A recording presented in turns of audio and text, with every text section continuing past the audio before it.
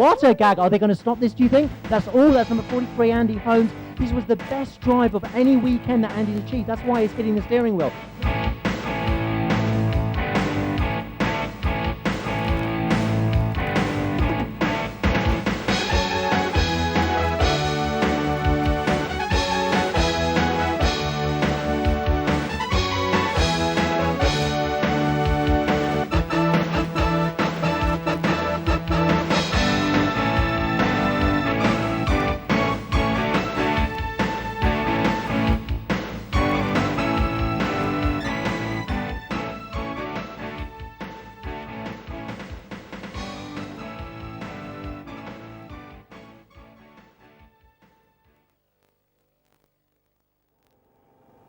Hello and welcome to Fulbeck for this, the final round of the Super Series Highlight Karting Formula 4 Series for 1994. We're here on the dummy grid with the 250 Nationals, drivers sitting in the karts, mechanics, all the work of the morning, the practice underway and taken care of. The drivers sitting there, the adrenaline starts to rise, those full face visors starting to smear up a little bit, so they're propped open for the moment. Drivers nervously twiggering at their controls on the karts, waiting for the off. All the checks and balances that need to be done for the morning have been done, and as you can see, the drivers ready for the off. So a kart out there with a camera on board, and just as we talk, those karts released onto the circuit for this, the running of the first race at Fulbeck, this dry so far Sunday morning. Karts powering out onto the circuit. This gives the drivers a chance to release a bit of adrenaline. They get the equipment fired up, these temperamental two-stroke engines out and running, and they will get some motoring under their belt, come down to take their place on the dummy grid, and then we will be ready for the off of this, the first heat of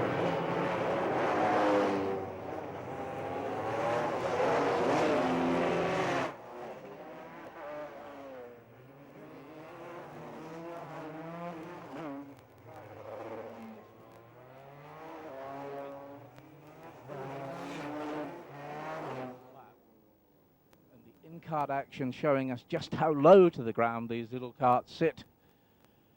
Driver number 12 there being followed by our camera kart, and that was none other than the man sitting there in number 12 was Paul Dredge on the Jade chassis. The karts come round, they tighten up on their grid positions. Karts rolling in, the grid tightens up a great deal. The marshals on the start line, calling them in. They're being held for the moment, and any second now, the red light will change to green, and we will be off for the running of this first heat for the 250 Nationals. The green flag moves to one side. The karts holding, sitting there already, and the green light changes, and away they go. It's 250 Nationals slithering to the left and the right, drawing diagonal lines as they go into the top corner. They turn around that pretty rapidly and power their way back towards us in the commentary position. And leading them for the moment, it is kart number 19. There's no doubt about that. That is James.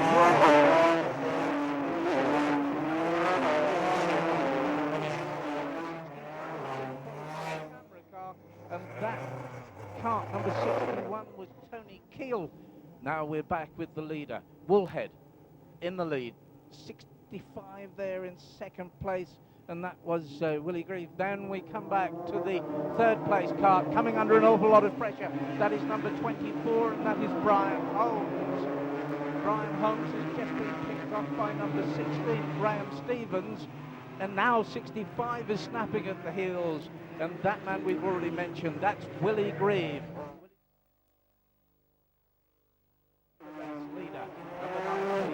Woolhead, and we're back with our camera car action.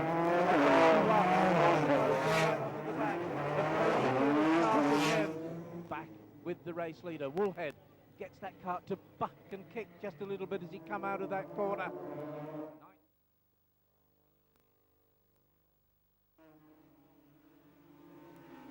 back then with the scrap that is going on. And it really is a wheel-to-wheel battle.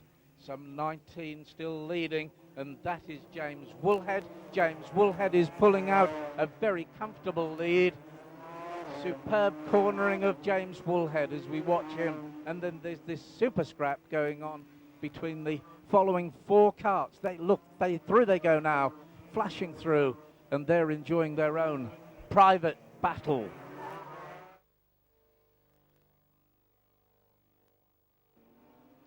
Then watch the action now. In second place and going through on the inside to get back into second place is Donald Kennedy. In third position it is number 16, and that's Graham Stevens. Graham Stevens is after Kennedy, and joining them is the 0 of Adam Wilcox. Adam Wilcox is there, and then trying to get on terms with them is that number 65 cart. So it's Willie Grieve trying to get onto the tail of Adam Wilcox. Wilcox is there with the number 16 card of Graham Stevens, but easing away from them at the moment is the Jade chassis with the KTM engine on board, and that is number 67, Donald Kennedy.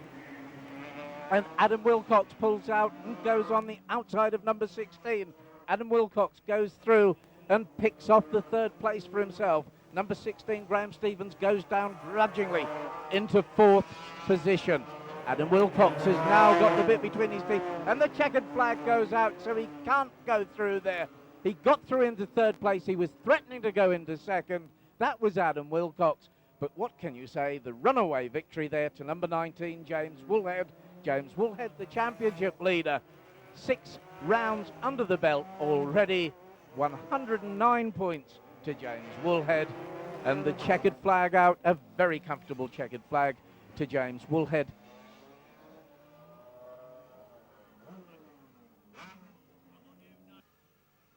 Rolls in. The start line official holds them on the green flag. He will now walk to his right. The traffic light holds them on red. The light holds them on red. It changes to green, and away they go. And the middle order of this one didn't get away too quickly. The middle of the field was standing still. The back was closing on them. It tightens up a great deal, and you can see how tight and difficult it is wheel-to-wheel driving, carts to the left and right of each other as they go in there. And it's a great start to number 3, Carl Hume, the Anderson with the Mac Millerelli on board. He's there in leading. Carl Hume in first place. And then a tremendous scrap for third, fourth and fifth. There were carts nose to tail in third, fourth and fifth place. But it is this man, Carl Hume, that tends to be pulling away. In second place, we're looking for that cart there, and that is number 39. And that's James Tompkins. James Tompkins is reasonably comfortable for the moment. In third place, behind James Tompkins, is number 11, and that's Jeremy Boatley. Behind Jeremy, we have got tremendous battle going on between 2:49 and 55. Number 3 there. In now, the lead is closed right down. Number 3, Carl Hume, is coming under all sorts of pressure from number 49. Mark Walker is going to go for the outside line. Can he drive all the way round him? No, he's going to get him to drift wide, cut back on the inside, and try and go through on the inside line. But the leader has got the ideal driving line for the moment. The other man is snapping at his heels to the left and to the right. Brilliant driving. Looks over his shoulder, the second place man, and that was Mark Walker, wondering what number 2 was doing, and that was Andrew Walker on cart number 2. He's watching, waiting, because he feels that if number 3, Carl Hume, drifts wide, there's a chance for him as well. Walker on cart number 2 now has come into the scheme of things. Walker on cart number 2, can he go for the inside line? He's going for the outside line. They almost line up 3 abreast there as they go into the main turn. This is super driving from the 125 P&Rs, and it's still Carl Hume in the lead. At the moment, from number 49, Mark Walker in second place. Walker goes through. Walker takes the lead. Carl Hume down to second place. In third place, Andrew Walker wanting to go through. He's trying to tuck in the inside of Carl Hume, but he can't get through. Hume shuts the door. Mark Walker clips the curb rather hard. The cart tips up onto 2 wheels and then drops back down onto the smooth stuff, fortunately for him. In the meantime, the number 49 cart is eking out. still picking off lap after lap. Number 49, Mark Walker. In second place, number 2, Andrew Walker. In third spot, the number 3 of Carl Hume. Carl Hume closing back onto the pair of walkers just ahead of him, but the checkered flag is out. So the checkered flag, they take the checkered flag, and the race is over, and that gives us a win. No doubt about that, to number 49, and that was Mark Walker. In second place, the number 2 of Andrew Walker, and in third place, the number 3 kart, our very early leader. He held on for lap after lap, but then gave to the pressure from the pair of walkers who were following. In third place on kart number 3, that was Carl Hume. Produce these two-stroke engines. The karts being encouraged to get quickly into their grid positions. Number 34 sidelined with a problem. So number 34, Darren Hennell, has a problem, and he is, well, he's back onto the tarmac.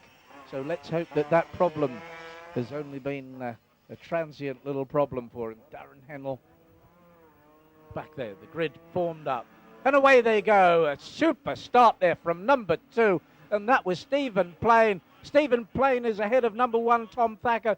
So the championship leaders, Tom Thacker there in second place, but Stephen Plain leading him. A brilliant start from Stephen Plain. What more can you say?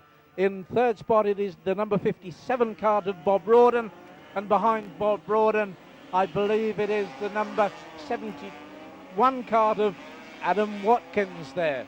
So we're back with the leader. We're watching him coming arrow straight towards us, the number 2 kart of Stephen Plain. Number 1, Tom Thacker, is coming under all sorts of pressure from 57, Bob Rawdon. Watch this scrap, because Bob Rawdon is putting on a lot of pressure. Let's hope that he can get on the inside, and he does so. Thacker is losing out on the power stakes for the moment. Can Rawdon drive right the way round him? Beautiful action there, and Thacker holds on to that second place. It comes from seemingly nowhere, gets in there and splits up Thacker and Rawdon. Sifley comes on the inside of Thacker, driving round the outside of Thacker now. Takes this corner, clipping point on the inside to the outside, drifts wide, and then Sifley prepared to power away from the rest of the field.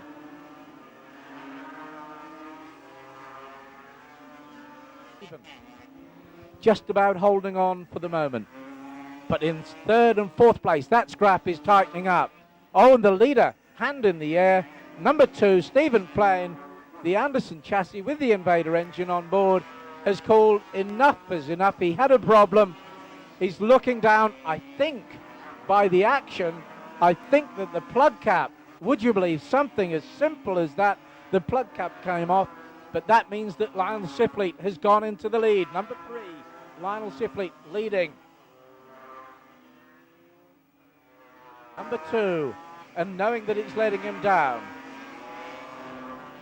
Lionel Sifley looking at the drivers over the far side of the circuit. Yellow flag being waved down on that bottom turn. So as Sifley comes through, the checkered flag, he takes the checkered flag. Lionel Sifley comes through and takes the checkered flag. In second place, the number 57 of Bob Rawdon. Third is Stephen Plain on kart number 2. In fourth position, we should have come home, I believe, the number 5 kart of John Mark, but we will confirm that in a moment. Yeah, at Fulbeck, super beautifully prepared machinery. The laser kart with the white side pods of Andy Bundy being eased into middle of this grid. Start line official holding them with the green flag. When they have stopped rolling, he will walk to his right. He does so now. The red light is on. Any second it will change to green. Our first indication from this head-on view is that we will see a puff of smoke. Yes, we did. And they come through, bucking and weaving, diving to the left and the right. Number 31 gets caught by number 1. 31 has a little bit of a spin, got the back end of the kart out, and that was Paul Sydenham, but Paul Sydenham's back in and running. Andy Bundy got past him, coming towards us. 45 and 24. Craig Barnhurst there and number 24 Ian Woodcock catching the eye. But feeling the pressure from Andy Bundy. Those three karts, they drift wide. Woodcock determined to go round Barnhurst. Woodcock loses out. Bundy goes through into second place. Bundy now will look to see if he can get very quickly past Barnhurst. Barnhurst, the kart hopping that little bit, but Bundy gets the power on. Barnhurst shuts the door on him, but then Andy Bundy determined to drive round him. They almost come to grief as they touch bodywork to bodywork, but they do not. The skill and the competitive edge there carrying them through. They go through the next corner, and still it is Barnhurst in the lead for the moment. Bundy there in second place. Bundy, Andy Bundy, going round the outside of Barnhurst. He does so, and still Barnhurst shutting the door on him. But can he keep out Andy Bundy? No, Bundy comes through. Bundy up into first place. Into second place, then grudgingly goes the number 45 driver of Craig Barnhurst. In third place, biding his time, but can he get through? 24, Ian Woodcock.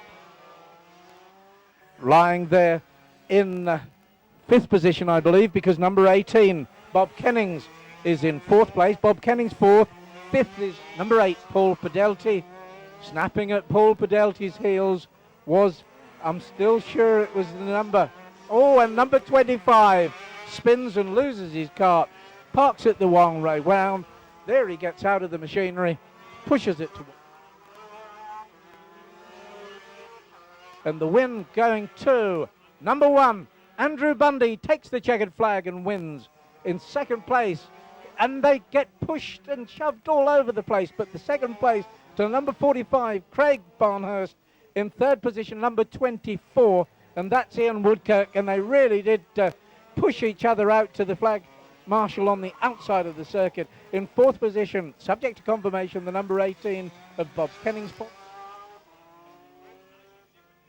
Engine driving a live-driven rear axle, disc brakes on the rear, disc brakes on the front, no suspension at all on these karts, just a flexible tube chassis that sits half-inch to 3/4 of an inch from the ground. You can barely see daylight under these karts as they sit on the grid, and now that daylight becomes apparent. Karts climbing over each other, one or two of them zigzagging about. Couple of drivers sitting grudgingly on the line, didn't make it off the line. So we're watching number 43 side his way. That was Ian Moore. Side his way through the field, but we're back with the race leader at the moment. That's 22, John Riley.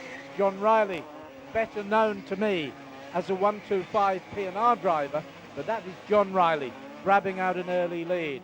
In second place, the number 2 kart of Neil Giddings. Neil Giddings is determined not to let Riley get too far away, and who can blame him? Giddings putting a lot of pressure on Riley. If it is, that's the championship leader.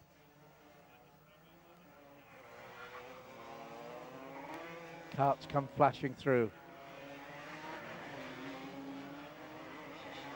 Super driving. You can see how quickly the competitive element takes over, because the kart that drifts wide is instantly, that gap is filled by a kart that's following him. They instantly get into these places. And drivers, even in the middle order of this 250 national race, enjoying the scrap with the driver alongside him. The number 54 man there, becoming the target for the rest of the field, Richard Hibbett. They all feel as if they've got to get to grips with Richard Hibbett, and that's the 0 of Wilcox catching the eye in the middle there.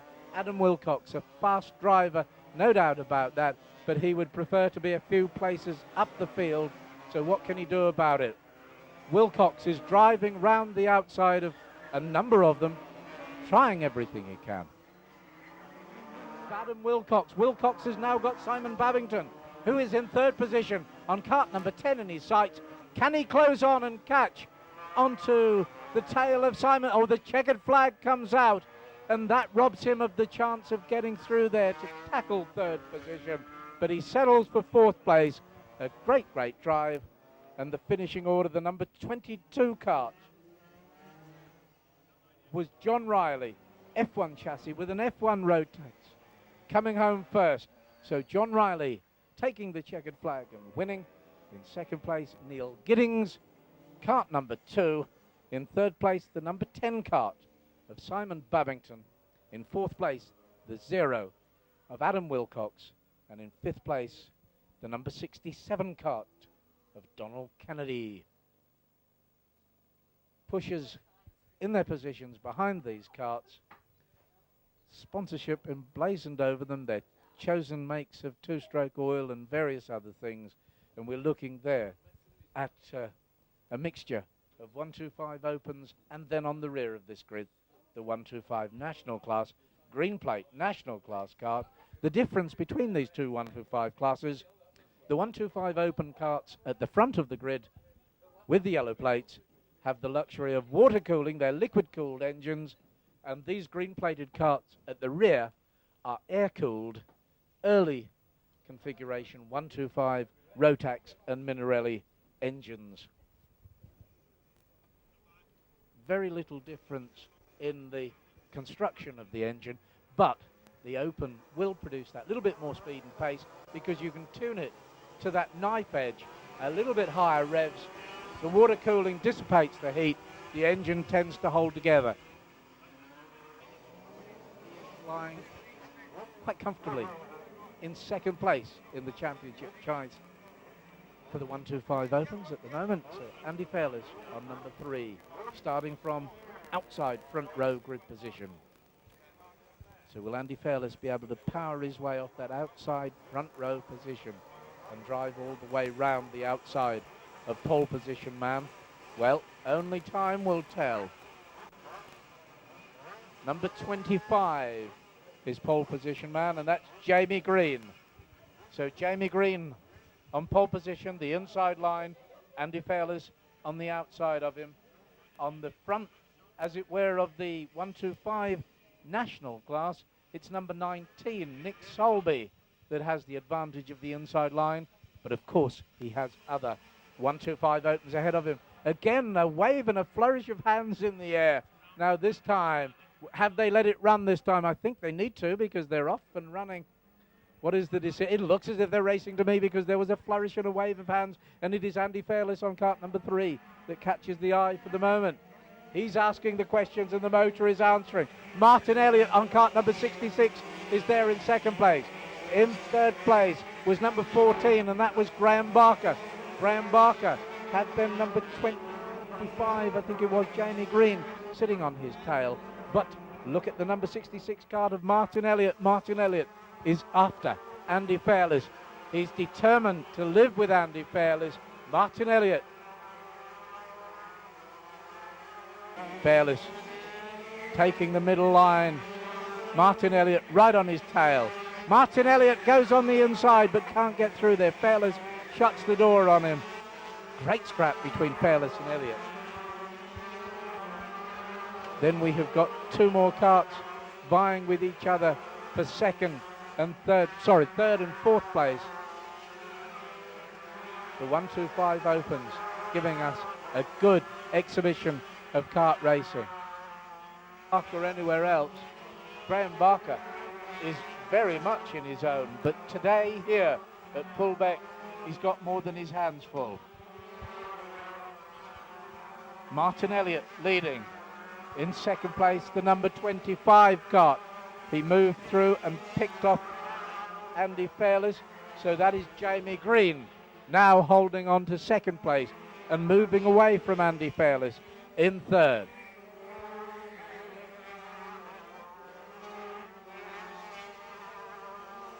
That is number 27. John Walker goes through first. In second place, it's the GP of Nick Padley. In third place, the number 19 kart of Nick Solby. So Nick Padley there in second place on the 125 National kart, behind number 27 John Walker, and then we've got the third place, and that was Mr. Solby.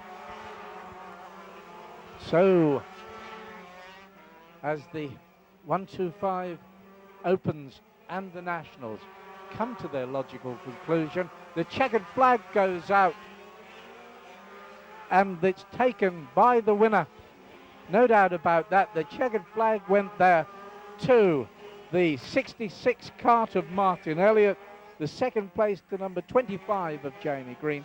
The third space was taken by number 3, Andy Fairless. Then we had John Walker come home on the number 27, the 125 national cart. In second place, we had the pressure on his shoulders this time to get them safely away from pole position. It's number 16, and that's Dan Clowes. Bob Clowes, young lad. Dan out there on the Motive with the Motive Honda that they bring with them from Stoke-on-Trent. And they should be producing rather a sweet note, because the family business is nothing but exhaust pipes. The Clowes family business, karting and motorcycle exhaust pipes. So Dan Clowes there. Does he get off the line? It's a little bit of a left and a right start there for the drivers drawing diagonal lines, and carts leaping over top of each other. Number 70 through a full 360 and spinning out of the action, and that is Philip Wilson. So Philip Wilson out of the action, and then surprise, surprise, number 6 almost hopping over the curb. Dick Ayling had got away with things. Dick had got such a super start that he almost bumped his way in jubilation over the curbs and out of the action. So Dick Ayling leads on cart number 6 for the moment. Can the rest of the field close on Dick Ayling? There's number 2, and that's Andrew Walker. He will want to get through the field. There in second place, number 61 is Paul Crow. Walker goes through another place there on cart number 2, but 61 Paul Crow sitting in second position. In third place, right on his tail, is number 49, and that's Mark Webster. Mark Webster looking for an inside line. Mark Walker, I beg your pardon. And number 2, Andrew Walker. So the Walkers there dealing with each other. Mark Walker and Andrew Walker. And the man that feels like the filling in the sandwich is number 61, and that is Paul Crow. They really are after Paul Crow. In the meantime, it is still the number 6 cart of Dick Ayling out there on his own for the moment. Then a fair-sized gap from 4th place down to 5th position. 49 goes past the number 2 cart of Andrew Walker. Superb driving there from Mark Walker and Andrew Walker. They have implicit trust and faith in each other's driving, and now they set about closing in. Number 49 catches the race leader. Dick Ayling for the first time is overtaken and goes down into second place. Number 49, Mark Walker, takes over the lead. Walker leads. Ayling in second place. Ayling is troubling just a little bit, because now it's Andrew Walker that picks him off. Andrew Walker goes through to second place. Ayling down to third. And then it's going to be the number 61 cart of Paul Crow that's threatening to close on him.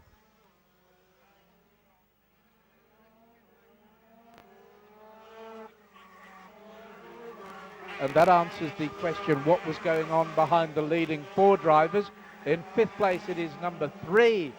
And in cart number 3 is Carl Hume. And chasing Carl Hume for all his worth is cart number 55, Alan Bott.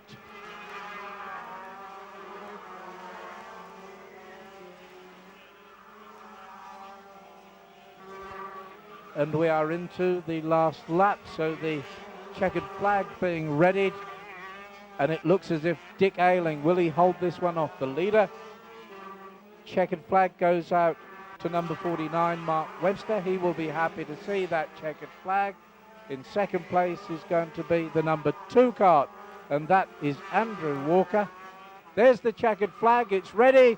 The checkered flag is waved to 49, Mark Walker. The second place cart coming into view now is number 2, and that's Andrew Walker. The third place cart home should be the number 6 cart of Dick Ayling, just ahead of number 61, Paul Crow, as they come through. And pole position this time falls to the man on cart number 66, and that's Simon Bateman. Simon Bateman is lying in third position. so he's no slouch. So as they come into the camera, keep an eye on the cart on the right-hand side of your screen, because Bateman, and yeah, if you could tell his left from his right, it would be a good idea. The cart on the left-hand side of your screen, Bateman sitting there, and he will power his way off the line. He's in third position in this championships. And my word, he did not get off the line. So that was a Murray Walker for you, well and truly. The rest of the field walk past him, they box him in, and they come into the first turn. Villiers carts walking away from Messrs. Bateman and company. In the meantime, low down action, beautiful there with carts tucked in nose to tail as they make it through the chicane on the backside of the circuit. 55 catches the eye and leads them through. That's Mick Cartledge. Mick Cartledge, the man that had the confidence to wave to the cameras while he was sitting in the pit area. Cartledge leading them through in cart number 55. Number 6 also catching the eye there, Rob Torkington. Rob Torkington coming under pressure. And it really is telling pressure that Torkington came under, because there is Lionel Siflete in cart number 3, making it up into second place. I'm sure that was Siflete getting past Torkington. Hand go in the air there from number 14. Philip Wymark, a hand in the air. So Philip Wymark, his equipment, calls enough is enough. In the meantime, a change of leader. A change of leader, because Lionel Siflete goes through and takes up the challenge. He now leads very early on in this, their third outing here at Fulbeck today.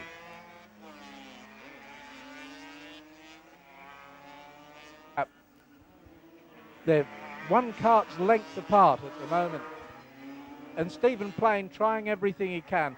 He gets the inside line. He comes through on the inside of Mick Cartledge. Mick Cartledge there, a driving error. In the meantime, Mick Cartledge tries to come back at him, takes a very tight corner, and Plain shuts the door in his face.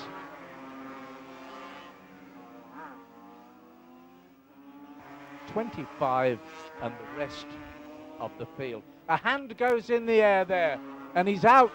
So a hand in the air from number 2, Stephen Plain, and immediately a retirement from number 66, Simon Bateman. So a hard luck story for all our carts out there at the moment. The front running carts falling to these dreaded gremlins.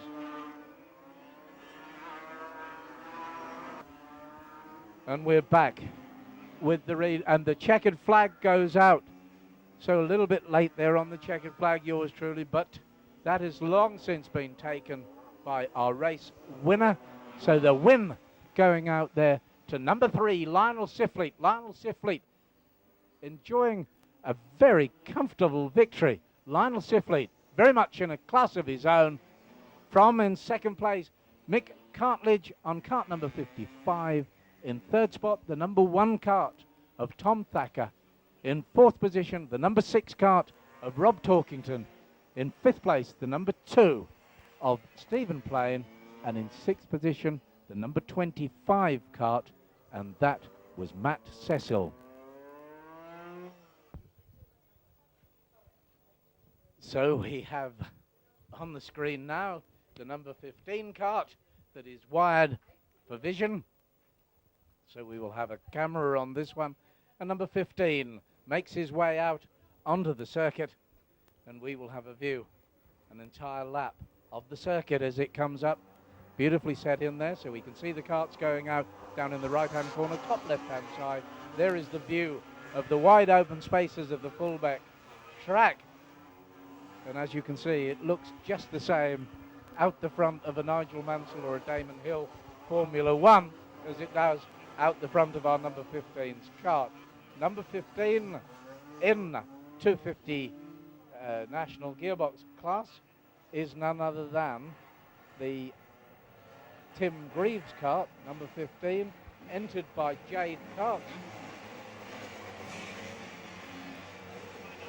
And the rest of the field out there warming themselves up, because this is very, very serious indeed. The 250 National class cart, and the championship leader is number 19, James Woolhead, on 109 points.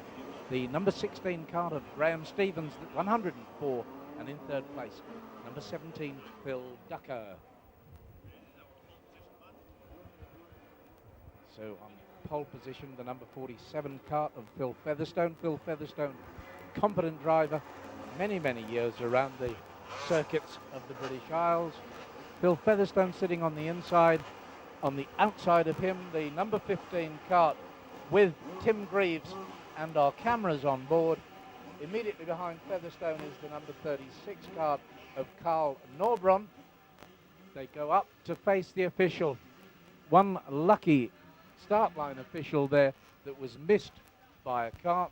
They're brave fellows to stand in the middle of the tarmac when these carts come in. It has been known for a novice driver to drive through the middle and take their legs away from them. In the meantime, the red light changes to green and away they go, and carts everywhere, hands in the air, and a complete melee of carts, some of them going backwards, one or two of them going down the circuit the wrong way at the moment. In the meantime, the rest of them now have picked up to racing speed. Number 15, well and truly in the lead. In second place, it's the number 47 cart. So it is Tim Greaves in the lead from Phil Featherstone there on cart number 47 in second place. Wired for sound and vision, and he's absolutely in his element, our driver. It isn't, I lie, because up into second place goes number 62, or is that 60? It's 65, Willie Greaves there in second place. In third spot, there's Neil Giddings on cart number 2 from number 79. So it's number 2 that improves even as we talk. He moves up there into second place, just ahead of 65. So we have lost number 47, Phil Featherstone. Up into second place goes number 2, Neil Giddings. Into third place, number 65, Willie Greaves. And then snapping at Willie Greaves' tail,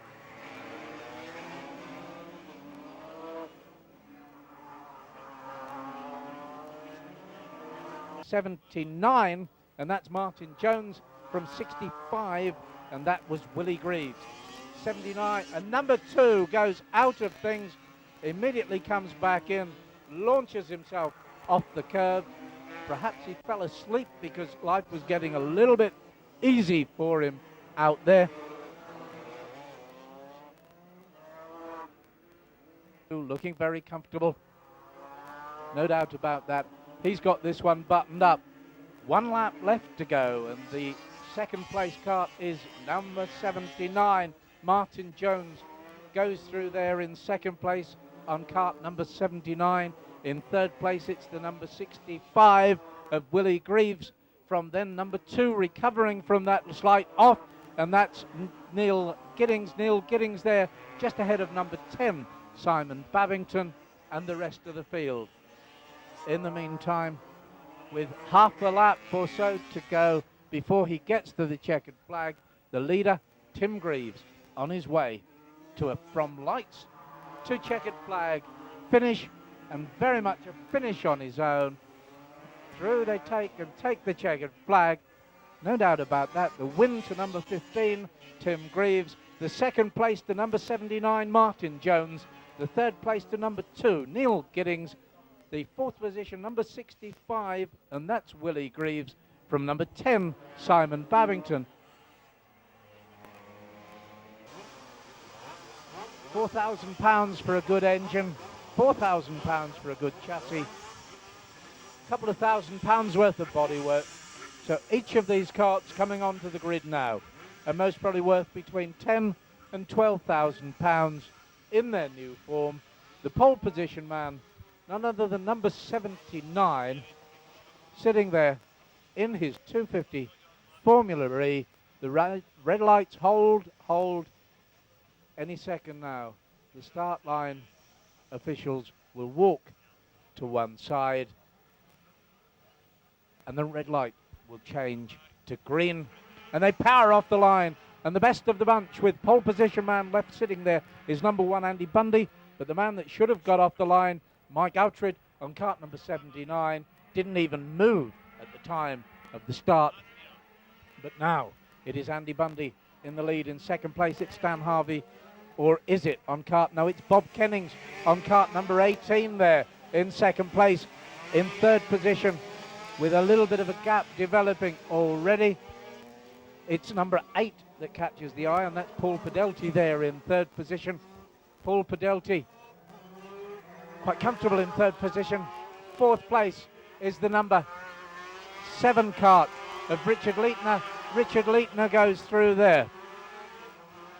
So behind Paul Podelti, Richard Leitner, we have the number 78 cart there of Simon Moore. Simon Moore was being followed by number 25, Carl Kinsey and company. But we're back watching the scrap for second, third, fourth and fifth position. A great scrap going on by 7 and 78. 78 picks off number 7 with ease. In the meantime, we're back with the leaders, and it is a great scrap between number 1, Andy Bundy, and number 18, Bob Kennings. Side by side, they touch as they pass each other, 45 and 25. 45 there was Craig Barnhurst, and he was touched by 25, Carl Kinsey.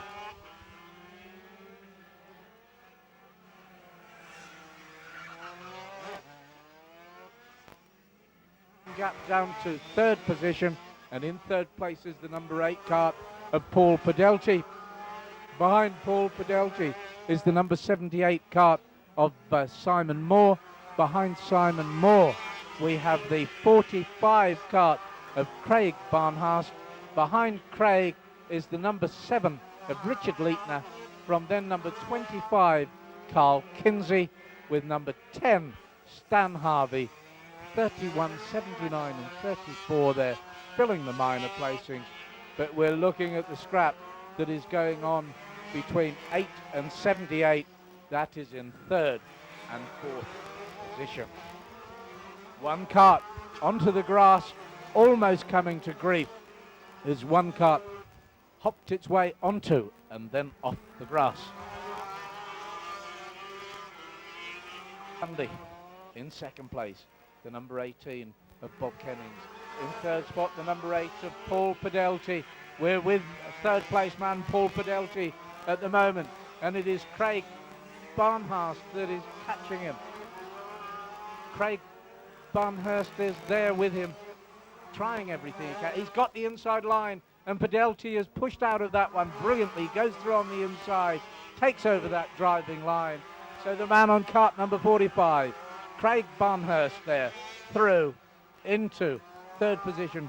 Paul Podelti grudgingly down into fourth.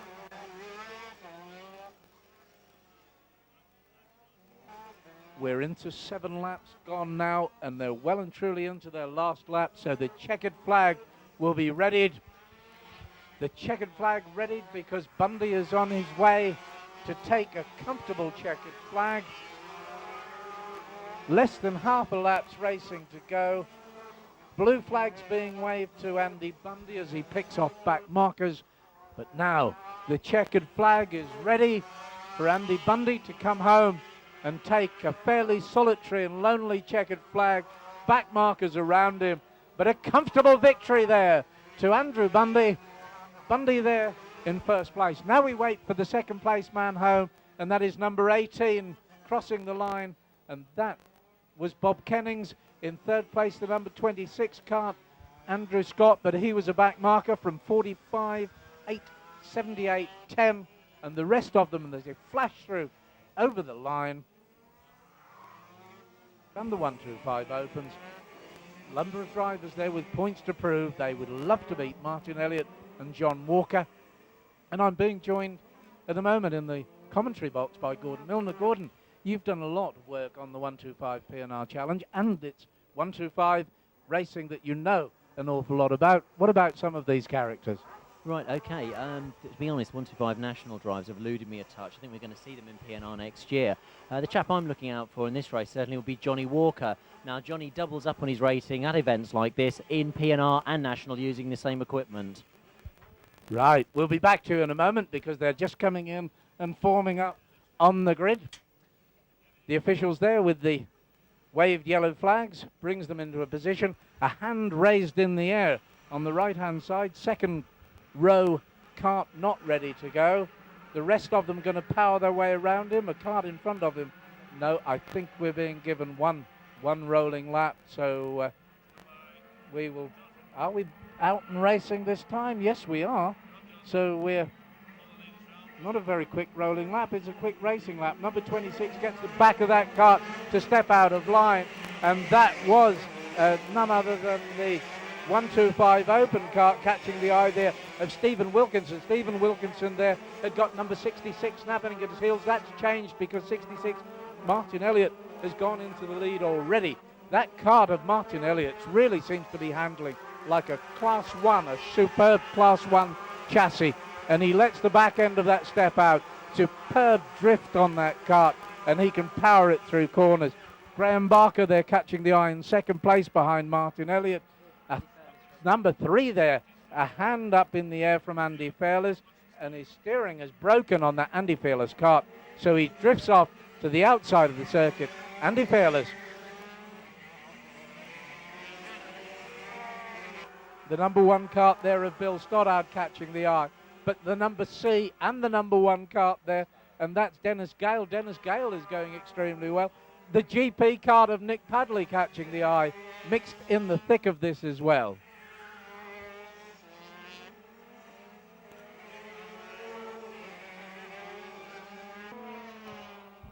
Oh, right, sorry. I wondered if I'd get through there because we've got, I lost your voice coming through on the headset. Disappeared in the noise, because these 125 opens are very, very raucous indeed. Elliott there, still in first place. Graham Barker there. Barker has closed this one down to a couple of carts length. Can he restore our faith in his driving and get there? Graham Barker, we would love to see him pick this one off. They're about halfway stage at the moment. We've had 5 laps of racing gone. 4 more left to go.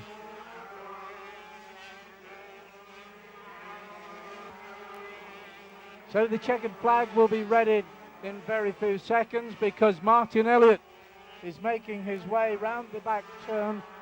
The checkered flag is out. They're coming home. Graham Barker can do nothing about this. The checkered flag is there. Martin Elliott wins it. Graham Barker there very close by in second place.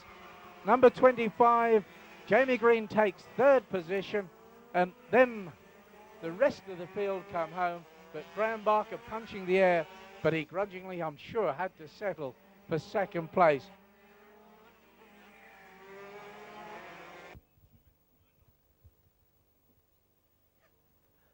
So with the camera on a 125 P&R, it's a good time to have a word with our guest here in the lap scoring box, and that is Gordon Milner, because Gordon is wearing a shirt here that says the 125 P&R Challenge.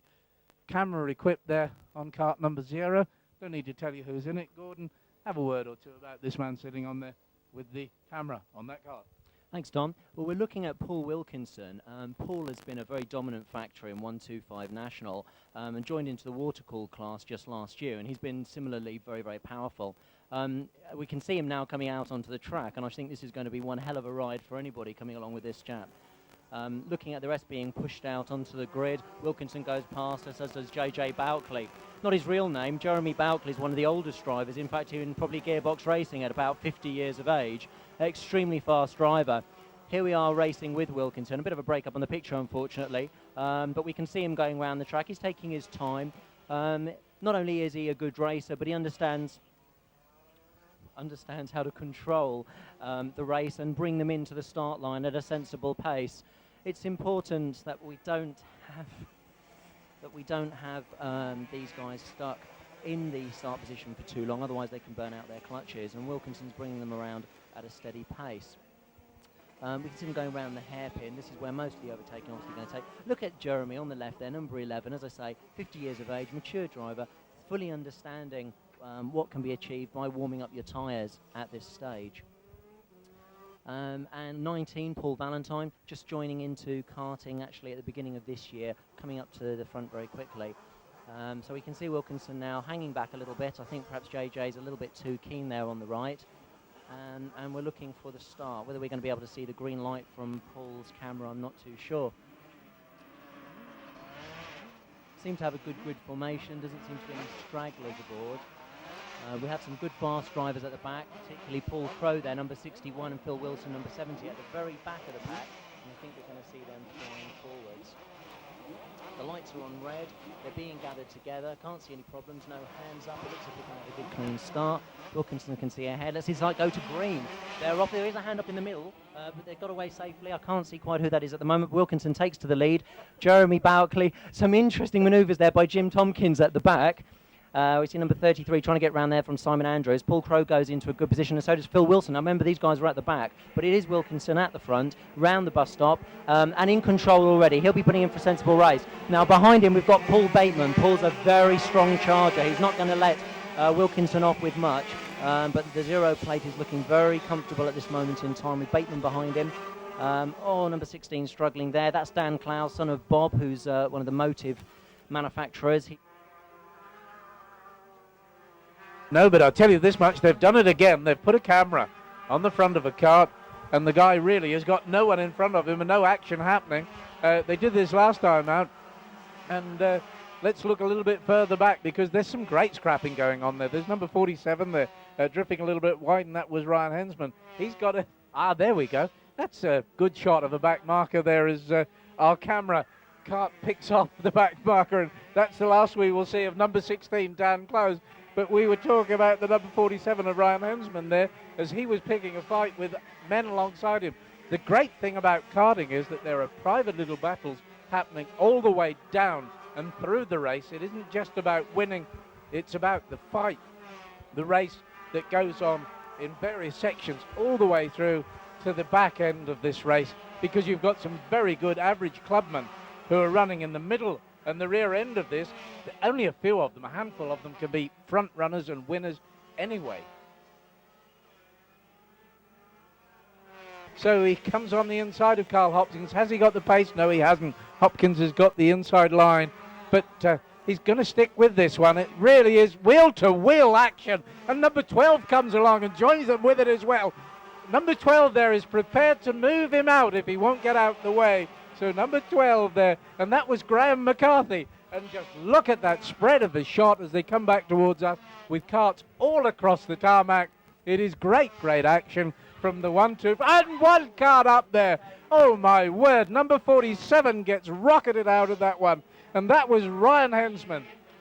It says a lot for the Jade chassis that it didn't buckle, it didn't twist.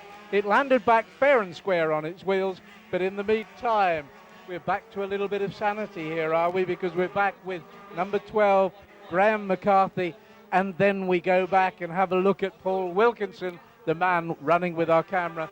In the meantime, it's quickly over to you, Gordon. Thank you, Don. Well, Ryan Hensman is a particularly good young charger. Unfortunately, he does seem to get himself into a few scraps occasionally. And it is a shame, because there's going to be a time when this boy just walks home with winnings, but it doesn't look like so today. This is the thing about people like Paul Wilkinson. My money would be that Paul could go faster yet if he wanted to, but he knows he's controlling the race.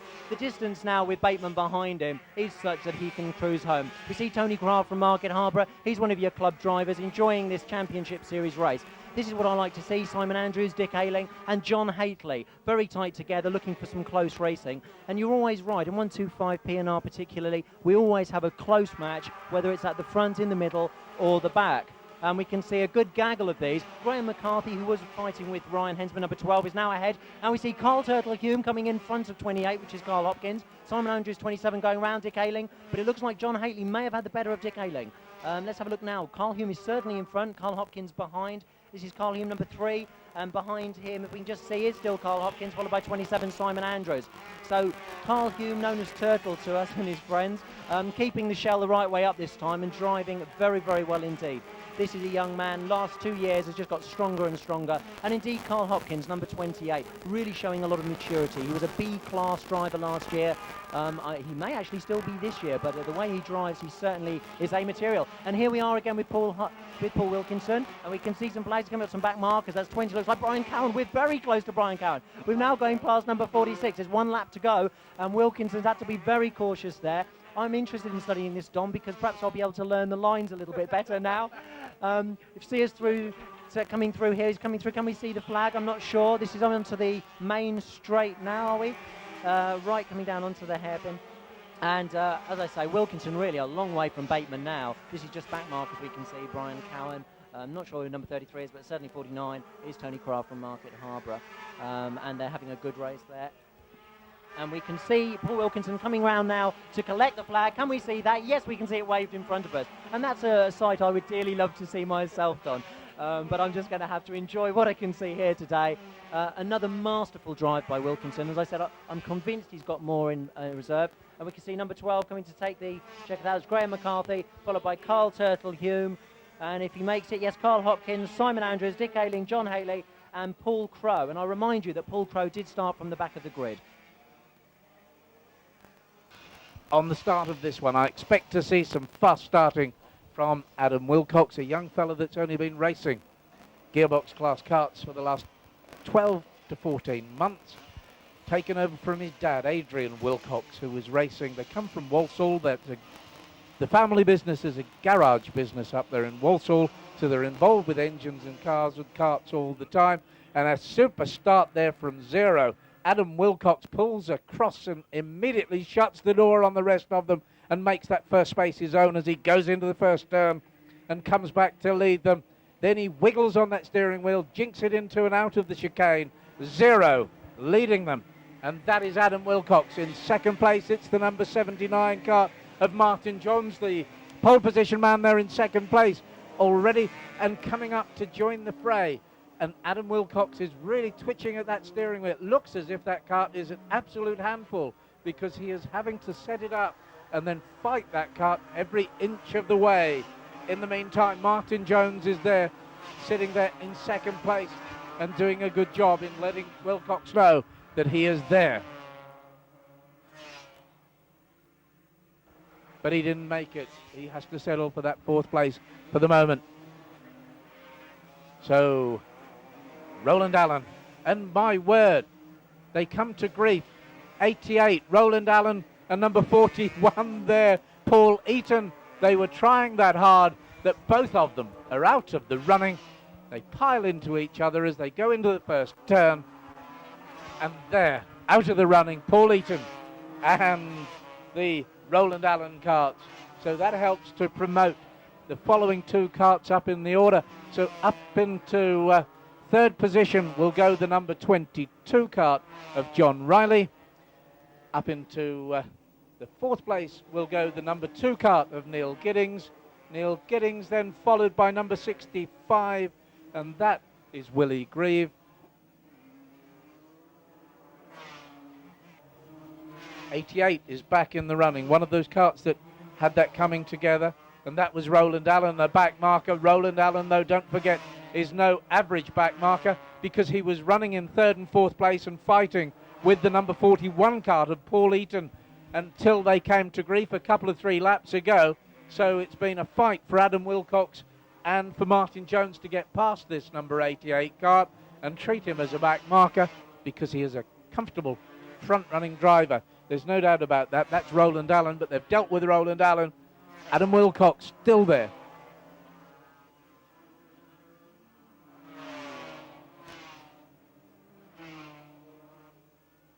'65 kart, and in 65 was Willie Grieve, but we need to turn our attention back to the 0 kart because it's coming back in now to the chicane, out of the chicane, to the checkered flag, and the checkered flag there, he takes the checkered flag and goes through. A win there to Adam Wilcox. In second place, the number 79 kart, and that was Martin Jones. In third spot, number 22, John Riley. In fourth place, number 2, Neil Giddings. In fifth place, 65. And in kart number 65 was Willie Greaves from number 16, 17, 43, 15, and the rest of the 250 Nationals as they come home, completing 8 laps of racing and take a very welcome checkered flag. Number 25, sitting on the pole position there, Matt Cecil. Matt Cecil Matt Cecil on the inside, on the left-hand side. On the outside of him, number 71, Adrian Watkins. They're held, the light changes, away they go. Couple of hands at the rear, into the air already.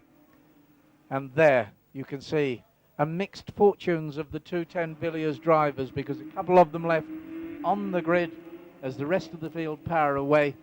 Now they come round and face us at the camera from the chicane. And already pulling out a bit of a lead should be the number 25 cart of Matt Cecil. Number 1 catching the eye there is Tom Thacker. He's the championship leader. It isn't. It's number 33, Wayne Astbury, that is leading. Number 33, Wayne Astbury, looking quite comfortable. Second place is number 71, and that is Adrian Watkins. Adrian is being followed by number 1, Tom Thacker. From then the number 3 cart, and that is Lionel Sifley. Lionel Sifley. Thacker goes on the inside of number 71. Can he get through on the inside of Adrian Watkins? He did not that time. He will need to, because Lionel Sifley is in fairly rampant mood here today. We can ignore the early lead of number 33, Wayne Astbury, for the moment, but there's some super driving going on between Adrian Watkins, the number 3 cart of Lionel Sifley, the number 1 of Tom Thacker.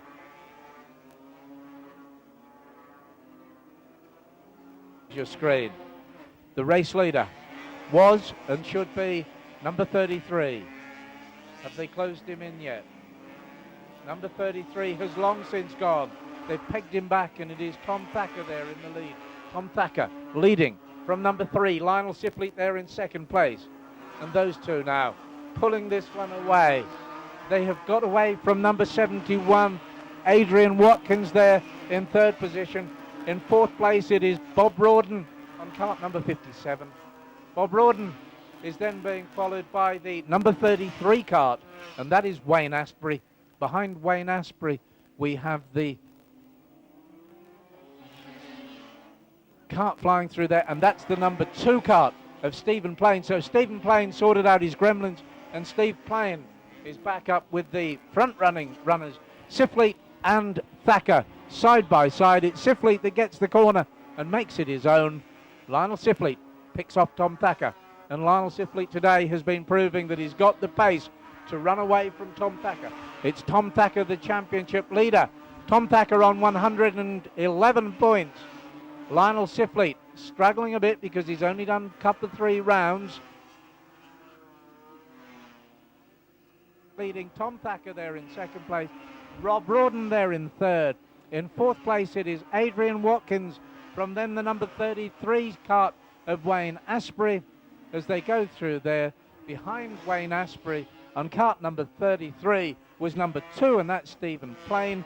From number 12, and that's Graham Spavins. Behind Graham Spavins, 55 Mick Cartledge and 50 Steve Foley.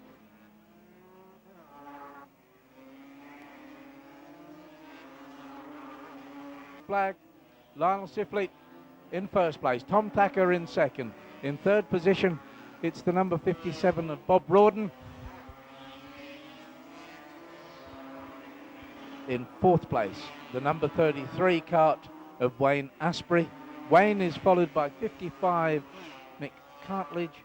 Sifley has picked off the back marker. 99 wonders what on earth had happened to him.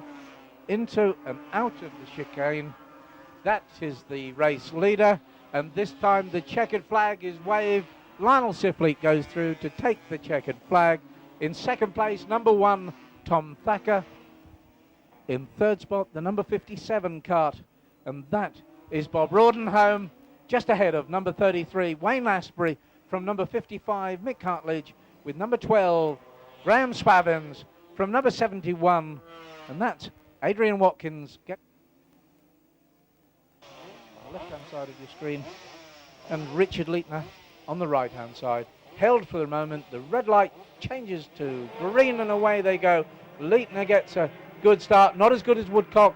Number 18 comes his way through the middle, and that was Bob Kennings. Bob Kennings goes up into second place behind the number 24 of Ian Woodcock, and those two pull out a yard or two over the rest of the field. Woodcock and Kennings, they get away from the third place man, and that is number 31, Paul Sydenham. Paul Sydenham there has got a battle on his hands because he's got away.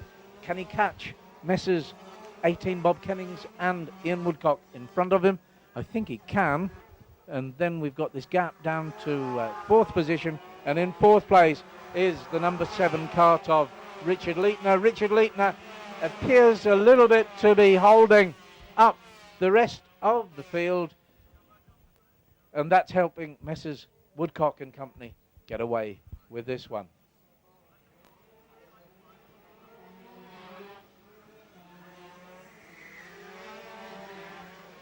Andy Bundy has made his way well and truly through the field.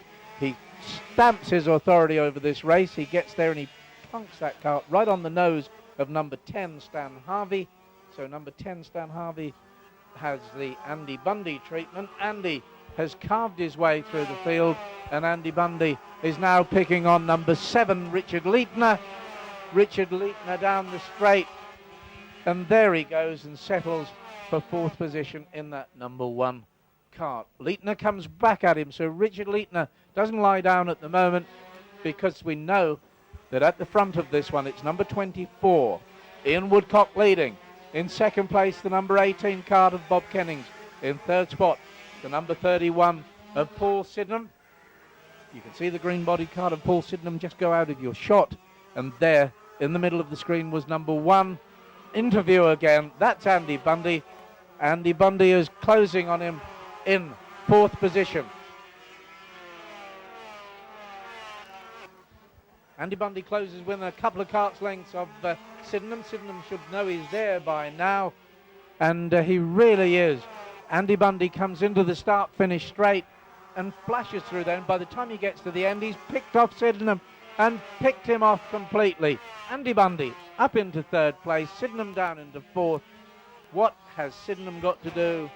Paul Sydenham must be wondering what he's got to do to hang on to this Andy Bundy. Rampant machinery.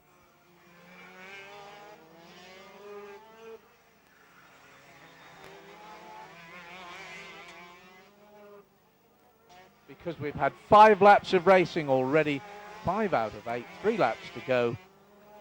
And can Andy Bundy do anything about the Woodcock and the Bob Kennings lead in this one? In actual fact, Woodcock and Kenning start to chop and change with each other. A great top corner between these two, and it is Bob Kennings that goes through and picks off the first place. So Bob Kennings into the lead. Bob Kennings takes over that front-running first spot. Ian Woodcock grudgingly settles for second place. Laps of racing into their last lap. It's really going to be a hectic effort, but I'm sure that Woodcock and Kennings are reasonably safe just ahead of Andy Bundy as we go now to the checkered flag on this, the last lap of this heat of 250 Superkart racing. Bob Kennings goes through and leads them to the checkered flag. Number 18, Bob Kennings. In second place, the number 24 cart of Ian Woodcock. In third place, the number 1 cart, and that is Andy Bundy. All 3 of them will finish with a flourish. The checkered flag is ready. They come in now, and it's Bob Kennings that takes the checkered flag. Woodcock happy to see that in second place. Third place, number 1, Andy Bundy gets home there. In fourth position, it should be the green body. It is not. It is not. I lied to you. It's the number 45 card, and that was Craig Barnhurst that got through there, just ahead of Paul Sydenham. So Paul Sydenham and Barnhurst changing places as they go to the checkered flag on. Waving pair of yellow flags, slow them down onto the grid positions. The start line marshal will walk to his right any second now. The red light will change to green any second now, and it does so, and away we go. Couple of carts off and onto the grass. 1 or 2 turn them into a flymo. 1 parks, oh dear oh me, right in underneath the tyres in the meantime. Oh, and 1 cart, oh, and smacks right into our camera cart there. Number 11, we've got a beautiful shot of a bent rear bumper on the back of that number 11 cart. Oh dear oh me. What a little bit of a problem we have at the start of this one. There's a couple of 3 carts on the circuit, hands in the air, and all the action will be brought down to a halt, and we will go for a rerun in just a little while.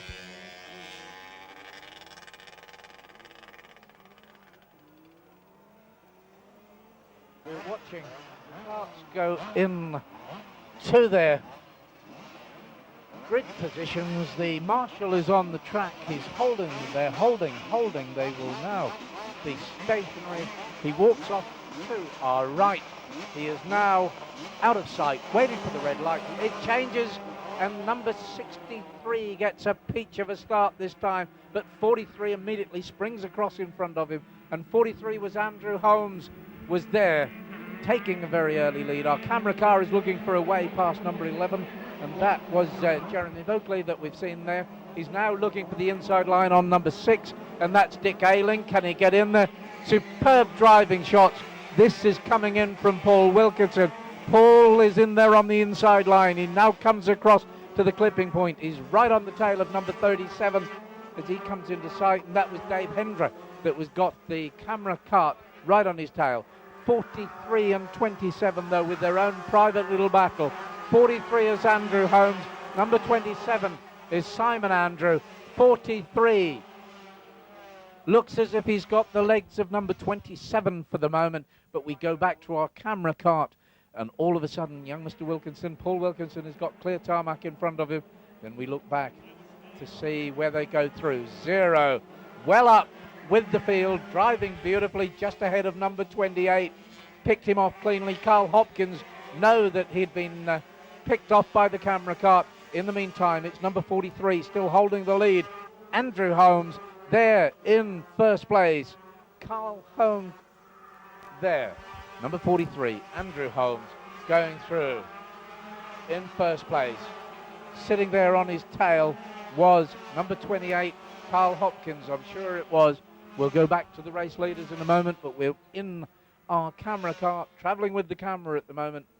You will see Paul Wilkinson building pace, building pace. You can see the additional speed of Paul Wilkinson as he closes right up onto the back of number 39.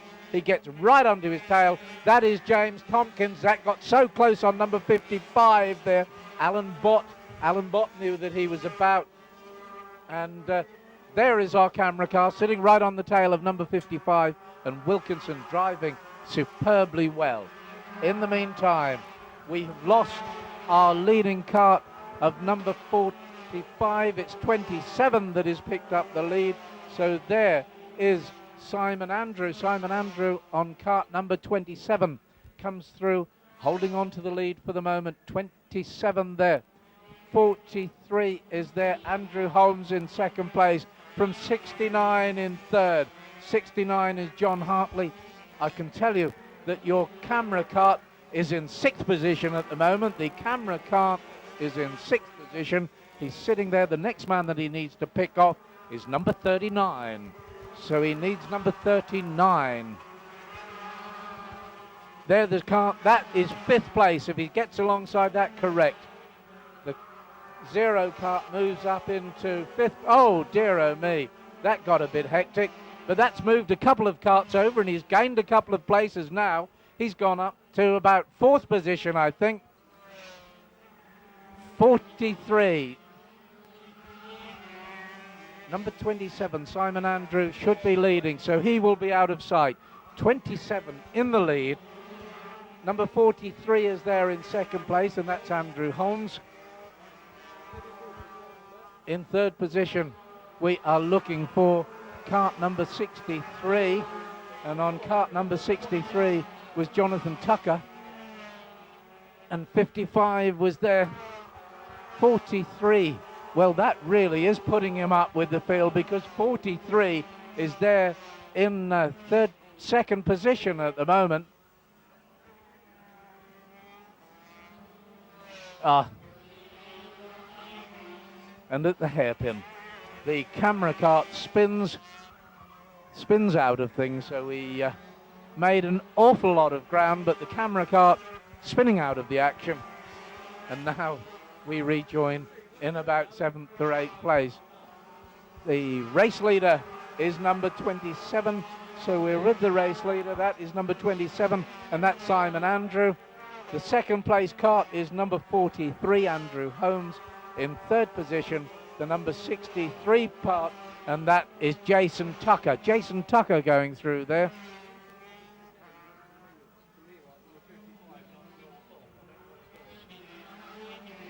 So the race leader, number 27, but number 61 there out of the action, and that is Paul Crow, the vastly experienced Paul Crow. Back in cart. Now we're looking at number 47 yet again. That's Ryan Hensman. We've picked him off once already today, so it should not be too difficult to pick off this man. Going for the inside line. There's the 0 cart going through with the camera on board, and there immediately in front of him is the number 39 cart of James Tompkins. In the meantime, with 1 lap racing left, they're into their last lap. It is number 27 leading from number 43, 63, 55 and 28. The last lap marker board well and truly out to our race leaders, and it really is tight at the front because we've got a superb scrap in second and third place. No doubt about the winner. He's coming in to take a very comfortable checkered flag. He comes out of chicane now and wins. Number 27, Simon Andrew wins, but second place is still up for grabs because it's 43 coming home now. 43 gets there. Andrew Holmes gets there just ahead of number 69 as they make it to the checkered flag, and that's John Hartley finishing there in third position. In fourth place, 55, Alan Bott, ahead of sixth position, cart 0, Paul Wilkinson. From then 28, 47, 39, 63, 37, and the rest of the carts.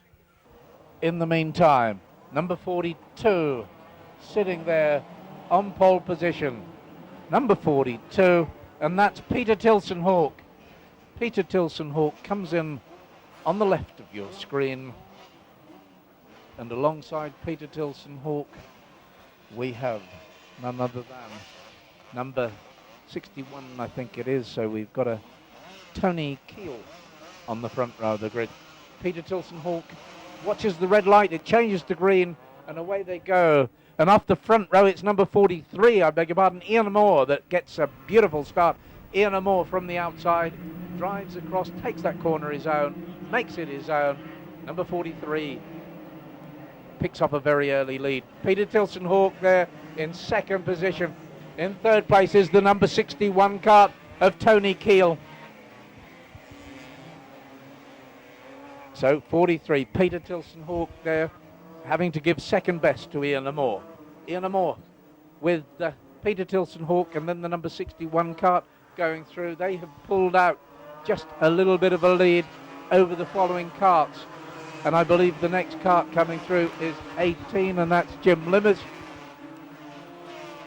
Raucous noise coming off these 250 national carts, but Ian Moore out there on his own for the moment. Ian is moving away from Peter Tilson Hawke. Peter Tilson Hawke then has got number 61, and that's Tony Keel on his tail.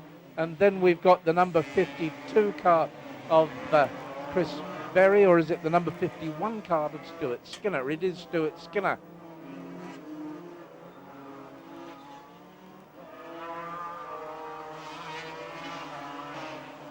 Coming towards us. Can Woolhead come through? He's going to try. He goes through for the middle line. Did he make it through?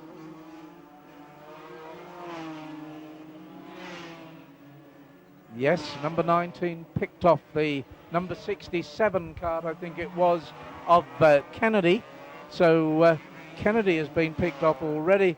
Can he get to grips with number 52, Chris Berry? It's Chris Berry that's in front of him now. Can Woolhead get him? Well, in actual fact, Kennedy was looking to come back at Woolhead, and Woolhead is trying everything he can. He's driving superbly well, and he picks him off quite cleanly.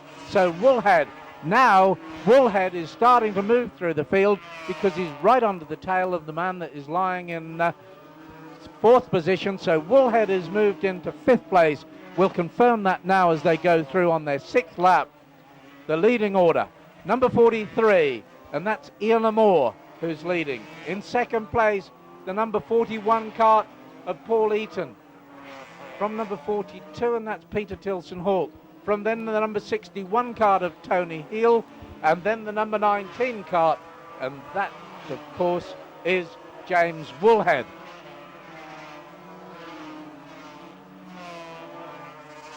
Through. They are starting their 7th lap this time. So 1 lap now as they get back to the race leader, number 43, on his way to the checkered flag. 43, Ian Moore, still leading. From there in 2nd place, but most probably a back marker is the number 41, or is he not? Paul Eaton. No, Paul Eaton's where he should be in 2nd place. In 3rd place, it's Peter Tilson Hawke. In 4th place, the number 61 kart of Tony Keel. From then, James Woolhead on number 19.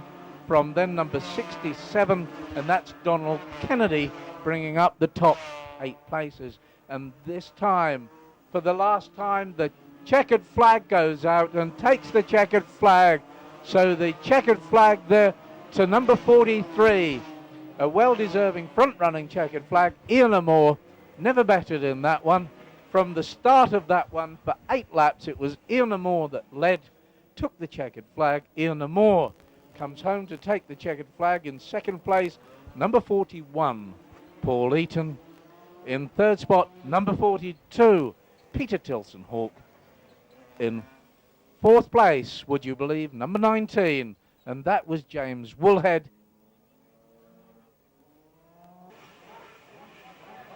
And sitting there in kart number 21, as far as the 125 Opens are concerned, is John Moore.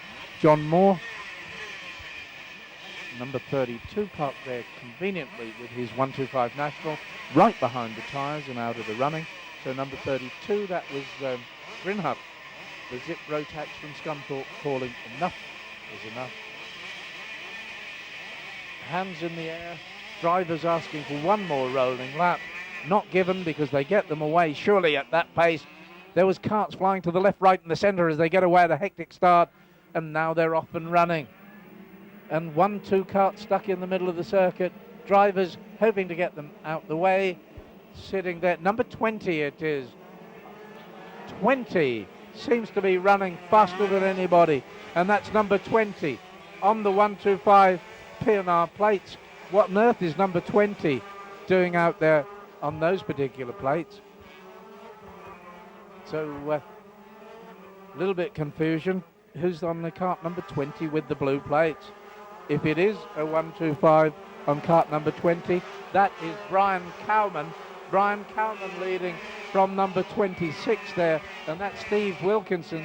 Stephen Wilkinson there on kart number 26 in 2nd place.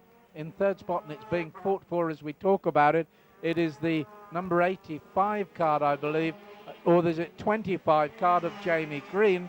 So Jamie Green there. Number 5, Adam Keen's catches the eye as he sits there just ahead of GP Nick Padley.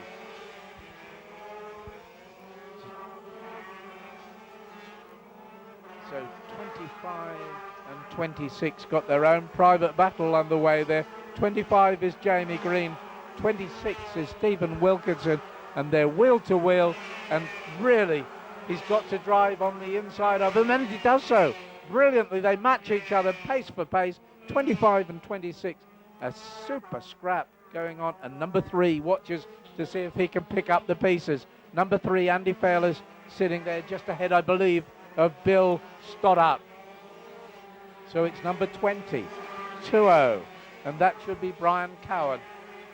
From 26 in 2nd place, and that's Steve Wilkinson. 23rd is James Green on kart number 25. Followed then in 4th place by Andy Fairless, kart number 3. Bill Stoddart is there with number 1, but Bill Stoddart is disappearing a little bit into the distance as we watch. And Andy Fairless gets right onto the tail of Steve Wilkinson. Steve Wilkinson should know he's there because Andy Fairless is snapping at his heels. He's making life difficult. Andy Fairless has got the kart in front of him well and truly in his sights. Stoddart. Has he got the legs enough to pick them off? 25 comes on the inside of 20. So we've got Jamie Green picking off Cowan. Green goes through. Cowan comes back at him. It's not over yet. Number 5 is there, snapping at the heels of Padley. We've got number 5, Adam Keynes, trying everything he can to get through with GP. And we've got the number 1 cart sitting right on the tail of 26. Bill Stoddart is trying everything he can to get on terms with Stephen Wilkinson, but he can't do anything about it. The checkered flag will be made ready in a moment because they're well and truly into their last lap. The checkered flag for this time, for the last time. And is it going to be 25, 20 and 3 they're running. 25, 20 coming back towards us. So it's going to be the checkered flag to this cart coming out now. The win to Cowan from Jamie Green there in second place. And number 3, Andy Fairless there in third. 26 goes home, and that's Steve Wilkinson ahead of Bill Stoddart from 70. And then we've got GP with 5 snapping at his heels in the 125 national class. So it was number 5 snapping at the heels of GP, Nick Padley. But Nick Padley gets home first in the 125 nationals. Sitting there on pole position, Paul Crowe.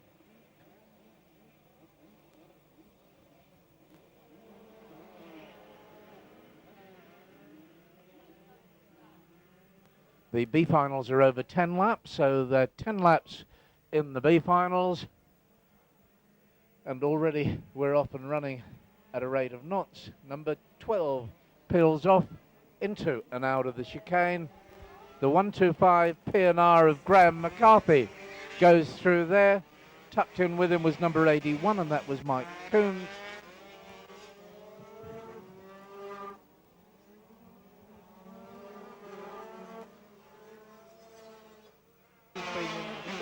Of the action here today.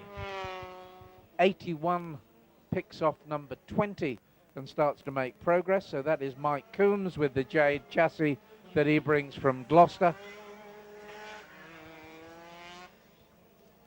70 goes charging his way through there. So we've got number 12 out very much on his own. 12, the class act of this particular race.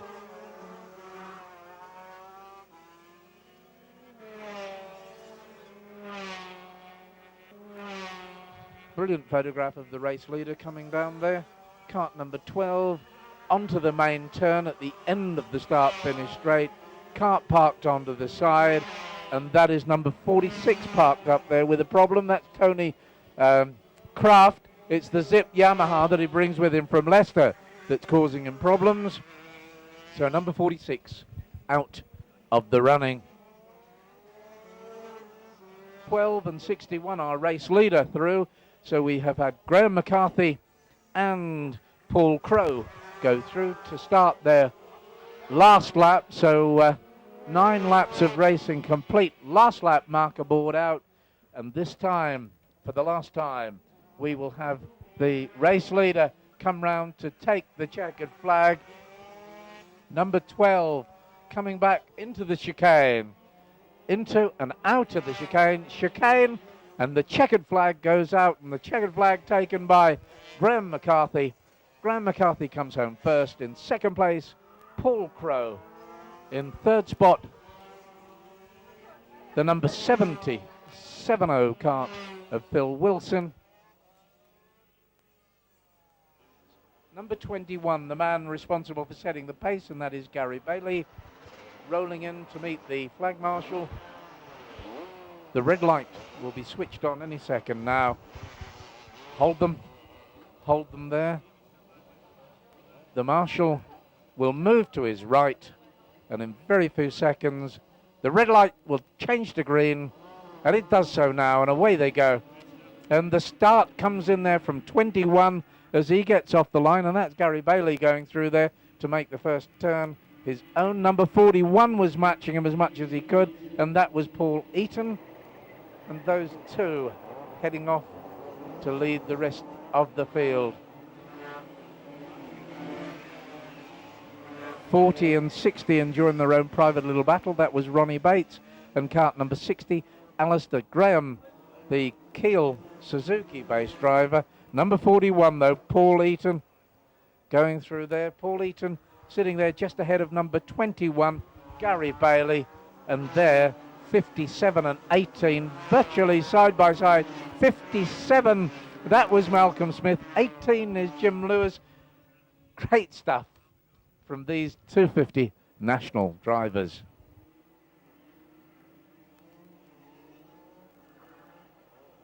Notably, that number 60 card, Alistair Graham, he was finding that the back end would step out just that little bit of spin out there as they go into the bottom chicane, and that was number 88, getting the power down a bit quickly, Roland Allen, and the Jade chassis wanting to spin the background anyway. 21, no cushion of space for him, because 60 picks a fight at him. 60 gets past him. Alistair Graham goes through there and picks off Gary Bailey, and then making sure that Gary Bailey doesn't get any respite. Number 40 is there, Ronnie Bates, making life very difficult for him. So Gary Bailey, under all sorts of pressure coming in. Going for the inside line. Number 40, has he got him? Ronnie Bates goes through and picks off the number 21 cart. So Bailey, in 2 laps, goes back 2 places. He was there, unfortunately, in 2nd place. He's now down to 4th.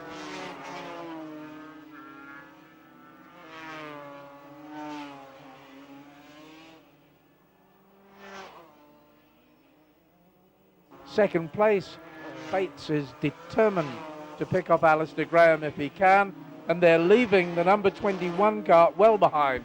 Gary Bailey is dropping off the pace as they get towards the halfway stage in this one. 5 laps gone, 5 to go. It is the number 21 cart of Gary Bailey that is dropping by the by.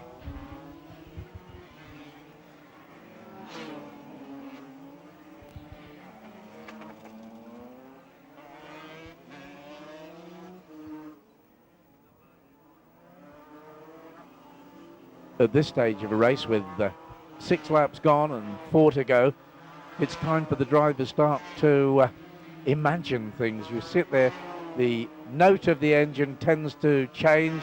You worry about the engine leading out, which in 2-stroke terms means that it starts to get hotter. It can cause metal-to-metal seizure. Hot welding takes place if they tend to run a bit lean, if they lack 2-stroke oil, if they lack lubrication. You look at your tyres, you hope that they're okay. Everything about that kart suddenly becomes all the more pronounced and noticeable.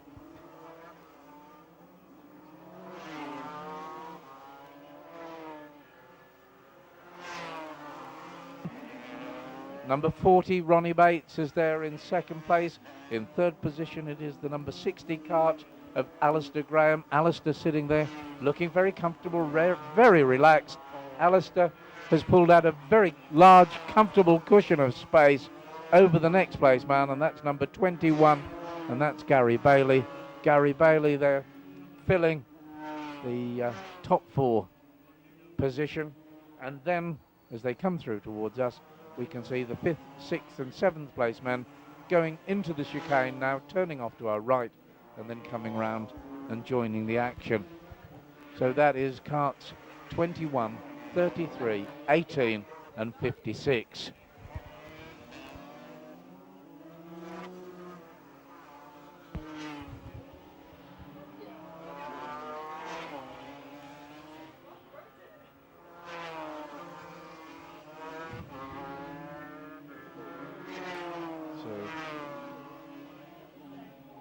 Making good progress there through the field. We've got Roland Allen on card 88. He's picked off number 60 and made a move back into 3rd position. Number 60 goes down into 4th place. 88.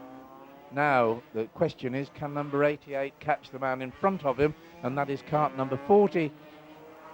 So 88 got his work cut out, but he's picked off number 60 already. The checkered flag has gone out. So the checkered flag out there being waved with a flourish. The race leader has gone through, so number 41, Paul Eaton, wins the B final. The second place is taken by Ronnie Bates. The third spot by number 88, and that was Roland Allen. The fourth place goes to number 60. 60 was Alistair Graham. From then number 21, and in cart number 21 we had the hard luck story of Gary Bailey.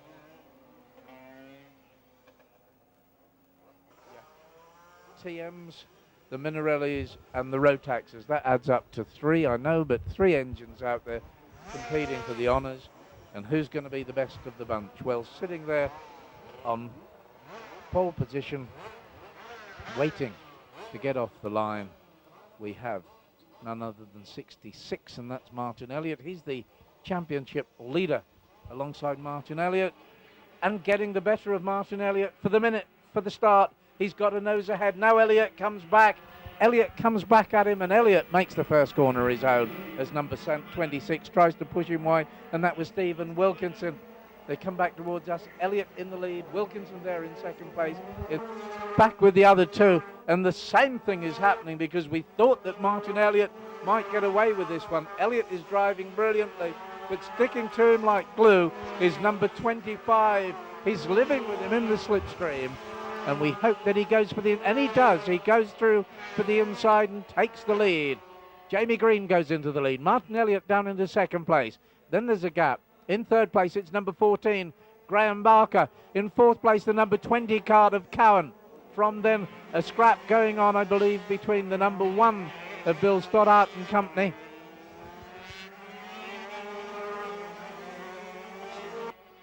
.915 metres per lap on the Fulbeck circuit. 7 laps of racing already. We're getting towards the halfway stage. 7.5 laps out of 15 will give us the halfway stage. So the race is half run by now, but it's certainly far from over because 66, Martin Elliott, still soaking up the pressure. Graham Barker is determined to go for the inside line. He does so. Graham Barker is there. Elliott comes back at him. Can Elliott get the tighter turn and go back in? No, Graham Barker is there in second place. We've got Jamie Green in first place, very much on his own. Jamie Green comes and turns out to the left of the bottom of your screen. Graham Barker is there in second place. Martin Elliott in third, in fourth place, and really sitting on the tail end of Martin Elliott is number 20, and that is young Mr. Cowan.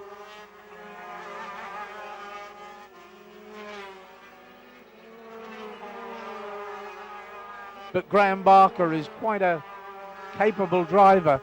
He's capable of taking the challenge all the way to the race leader.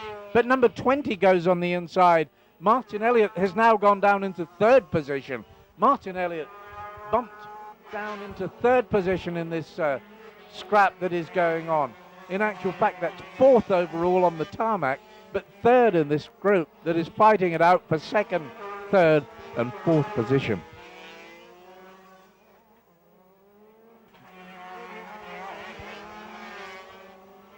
It is the last lap. We're into the 14th lap. And 1 to go. The checkered flag out for 15. Graham Barker is going to try everything on this, the last lap. Graham Barker driving absolutely superbly. But now he's watching Jamie Green drive away from him. So we've got 25-14.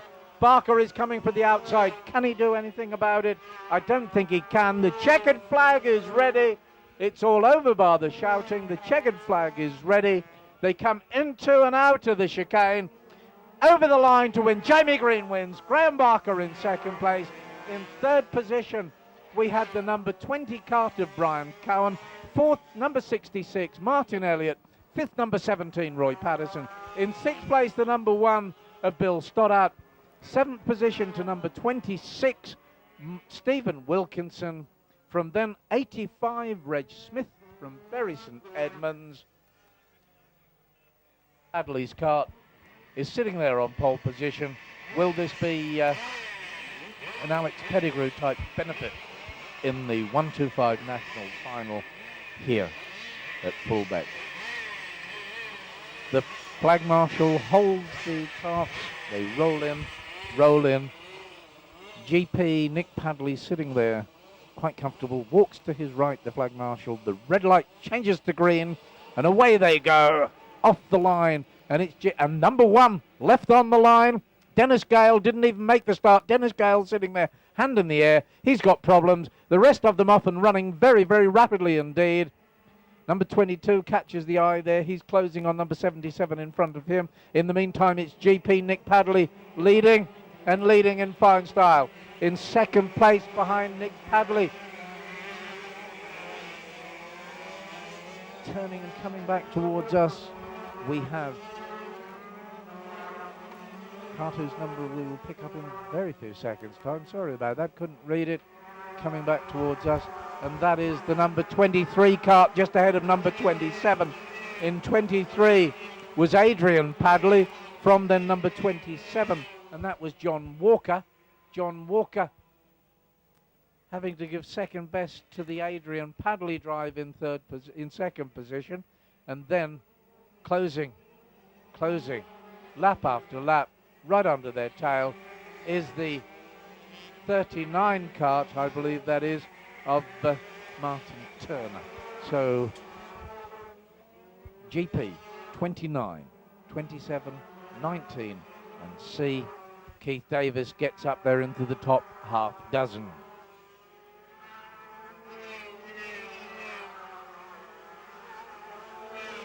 $15 or 20 yards lead for the moment. In second place, it's Adrian Padley. 19 goes through on the inside of John Walker on cart number 27. Walker immediately intends to come back at him.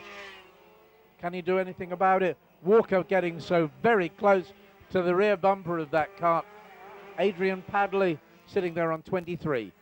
19, Nick Solby there on cart number 19 is in fourth position. And my word, Solby goes through as he hooks onto Adrian Padley's cart. Nick Solby goes through. Solby now moves into second place. So it's the Nick Padley cart of GP in the lead. Then it's Nick Solby on 19 in second place. In third place, Adrian Padley on cart 23, just ahead of number 27, Jonathan Walker there, bringing up the rear of this superb scrap for first down to fourth place.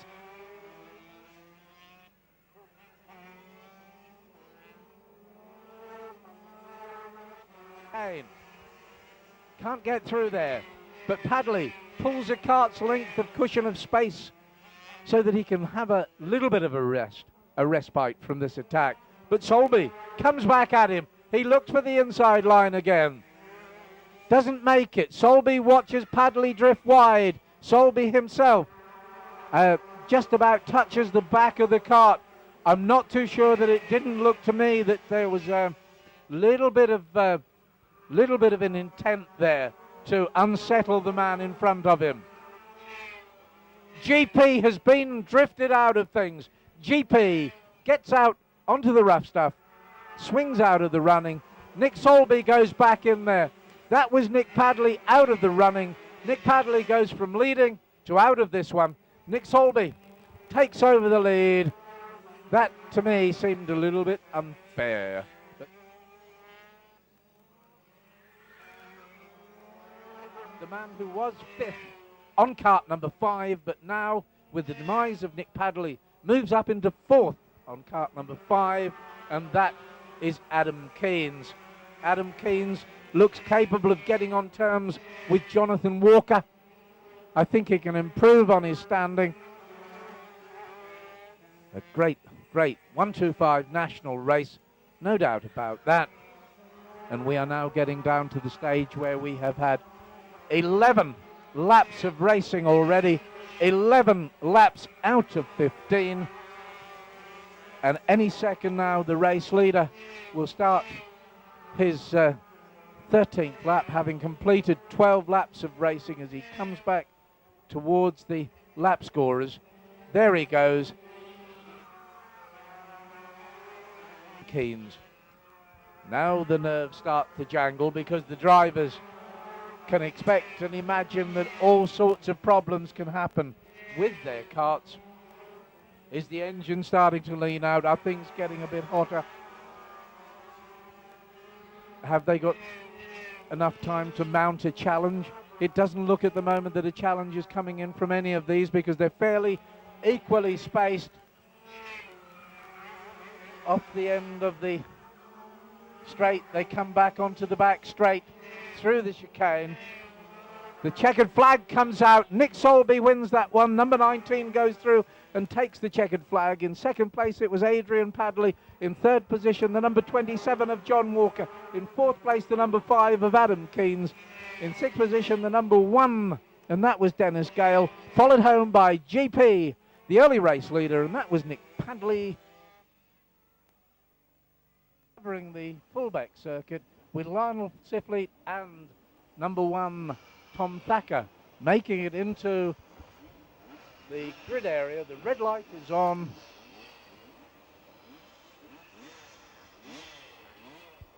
The drivers stop as the photograph for the album is taken of this one.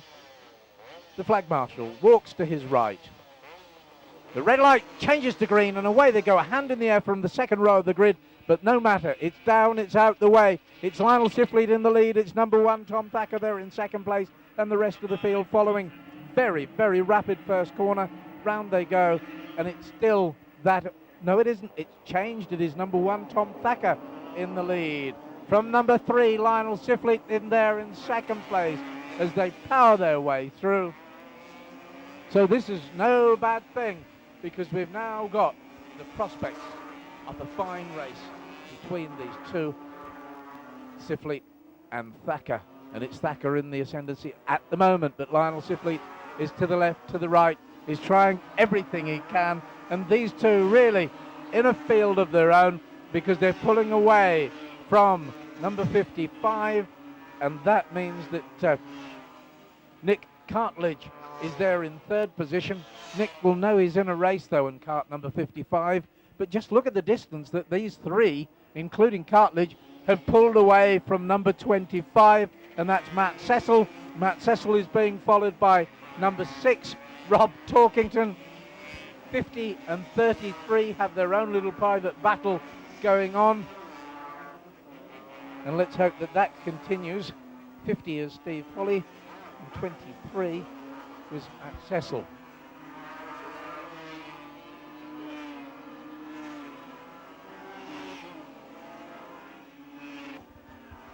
Struth back with us live. Sorry about that, we turned the microphone off there I think when I hand over, so they quickly popped in there. Sorry Gordon, we were going to have a few words and suddenly found that everything went very, very quiet indeed. You were saying about the 210 billion. Well, what I was saying, Dom, was their reliability, but I think we can actually see, unfortunately, famous last words, that it looks as if we might have a problem there, and you might be able to tell me who that is. But no, 210 Billiards has been with us for a number of years now. It started Gearbox Karting and has from time to time been knocked for not being too reliable. This weekend at championship level, with the backing of Invader UK, who are the main exponents of this series for 210, we really seem to have some very reliable racing and very competitive indeed. So it's nice to see that it can race to the level when it needs to. I believe Tom Thacker, junior, is part of the Invader setup, and he's one of the top 3 at the moment. But we're just watching the middle field at the moment. Again, competitive racing throughout. So, a lot of curb jumping there by number 3. Well, fortunately, Lance Sifley got the pace to get out of that problem, because he certainly did launch himself off that curb at high speed. 5 laps of racing gone already, and it is the number 3 card of Lionel Sifley there in the first place. In second place, the number 1 of Tom Thacker. In third place, the number 55 card of Mick Cartledge. Then he's followed by the number 57 of Bob Rawdon. Bob Rawdon has got 25 and 33 on his tail. 25 is Matt Cecil, and 33 is Wayne Astbury.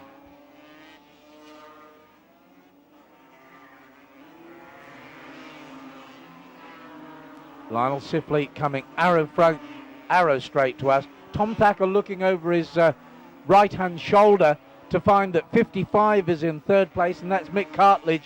And then going through there in fourth position, we should have the number 57 cart, and it is the 57 cart of Bob Rawdon. So that's the top four. Bob Rawdon there on cart number 57 behind Mick Cartledge. And again, number 99, he must feel as if he's in a duck shoot because he's having everybody pick a fight with him. They're picking him off to the left, right, and the centre. That is number 99, Bob Hallam.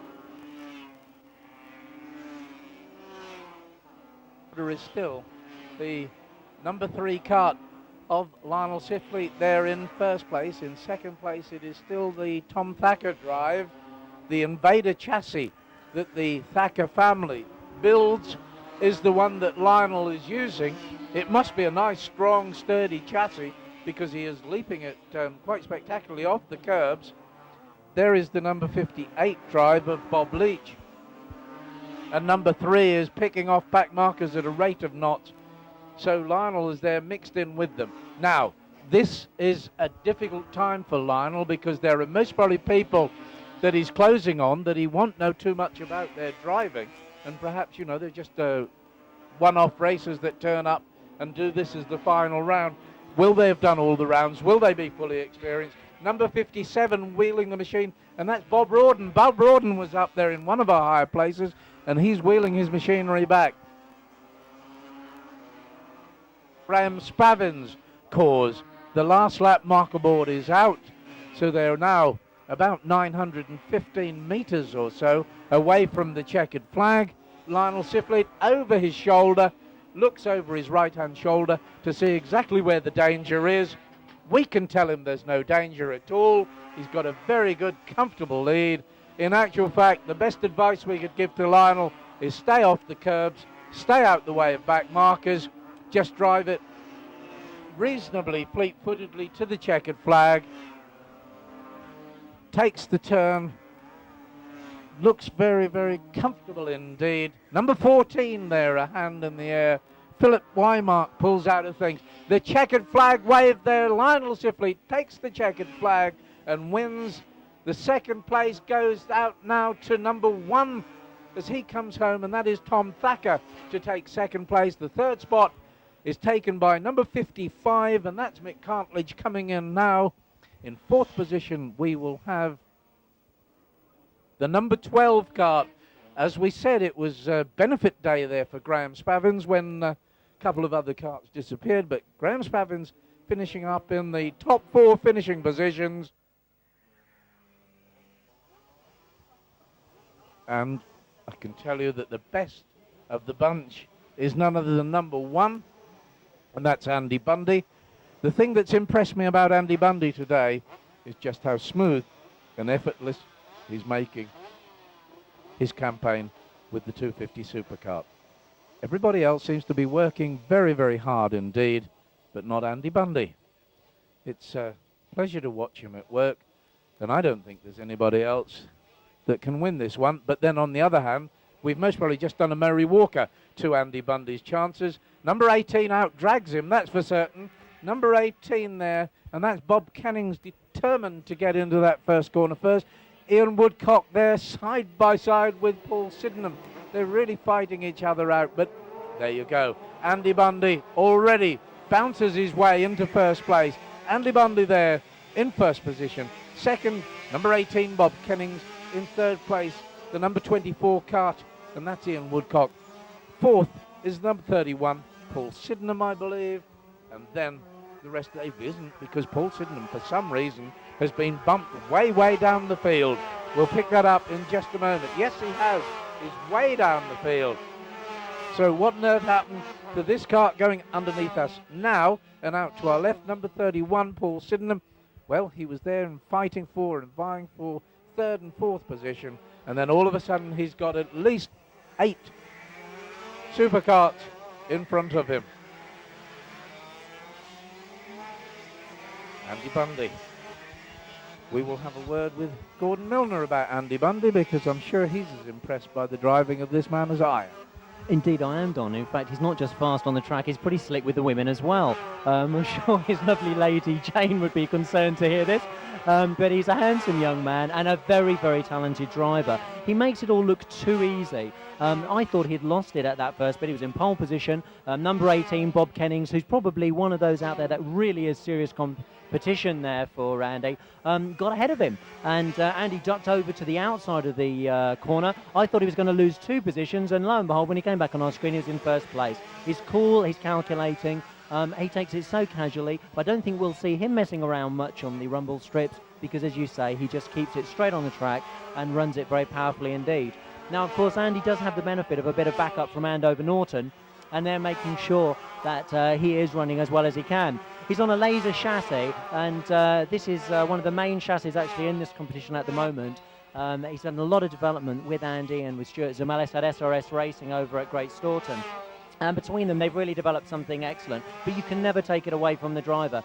Bob Kennings there, though, is really looking, and believe me, not a youngster, but somebody who is well capable of making Andy have to fight to the very end for this race. It's going to be a long race. They are powerful machinery. The drivers can be worn out just as quickly as the equipment, and I think he'll be taking his time. But at the moment, Andy's looking just perhaps a little bit too easily. Ian Woodcock also there in 3rd place. I'm sure he's not going to sit back for too long and put a bit of pressure on a little bit later. What do you think, Dom? I think you're right, because Ian Woodcock has been around long enough and is a vastly experienced racing driver. Campaigned 125 class many, many years ago. Ian Woodcock, great deal of experience, and he will be there in with a shout at the end of this one. But Andy Bundy looks to be the class act at the moment. Easy. In the meantime, are we watching Andy Bundy? Because Andy Bundy is out there still going on his own sweet way. Andy Bundy looks to be the class act. He's still there in a class of his own. But having said that, number 18 has closed it right down, so that's good news. If there is hope, that this has restored our faith, because Bob Kennings has moved right onto the tail of Andy Bundy. For the race leaders, that is one Andy Bundy in the lead. In 2nd place, it is Bob Kennings there on cart number 18. Can Bob Kennings add to the problems of Andy Bundy? It looks as if he can, because they've got back markers that they're closing on as well. Yes, that's good news. The back markers could well cause a little bit of interest in the middle order of this race, because we have had 7 laps, now completing 8 laps of racing. That leaves us another 7 laps to go, and then we've got this brilliant drive of Bundy and Kennings, and coming out. Carl can be very rapid but erratic. He'll get himself into a good position at the last minute. He'll spin off, and oh, who's that? Number 79. That is in fact Simon Moore. I don't know what happened to Simon, but it looks like he probably got a little bit of a smack and he's on his way. I hope he moves that cart for everybody.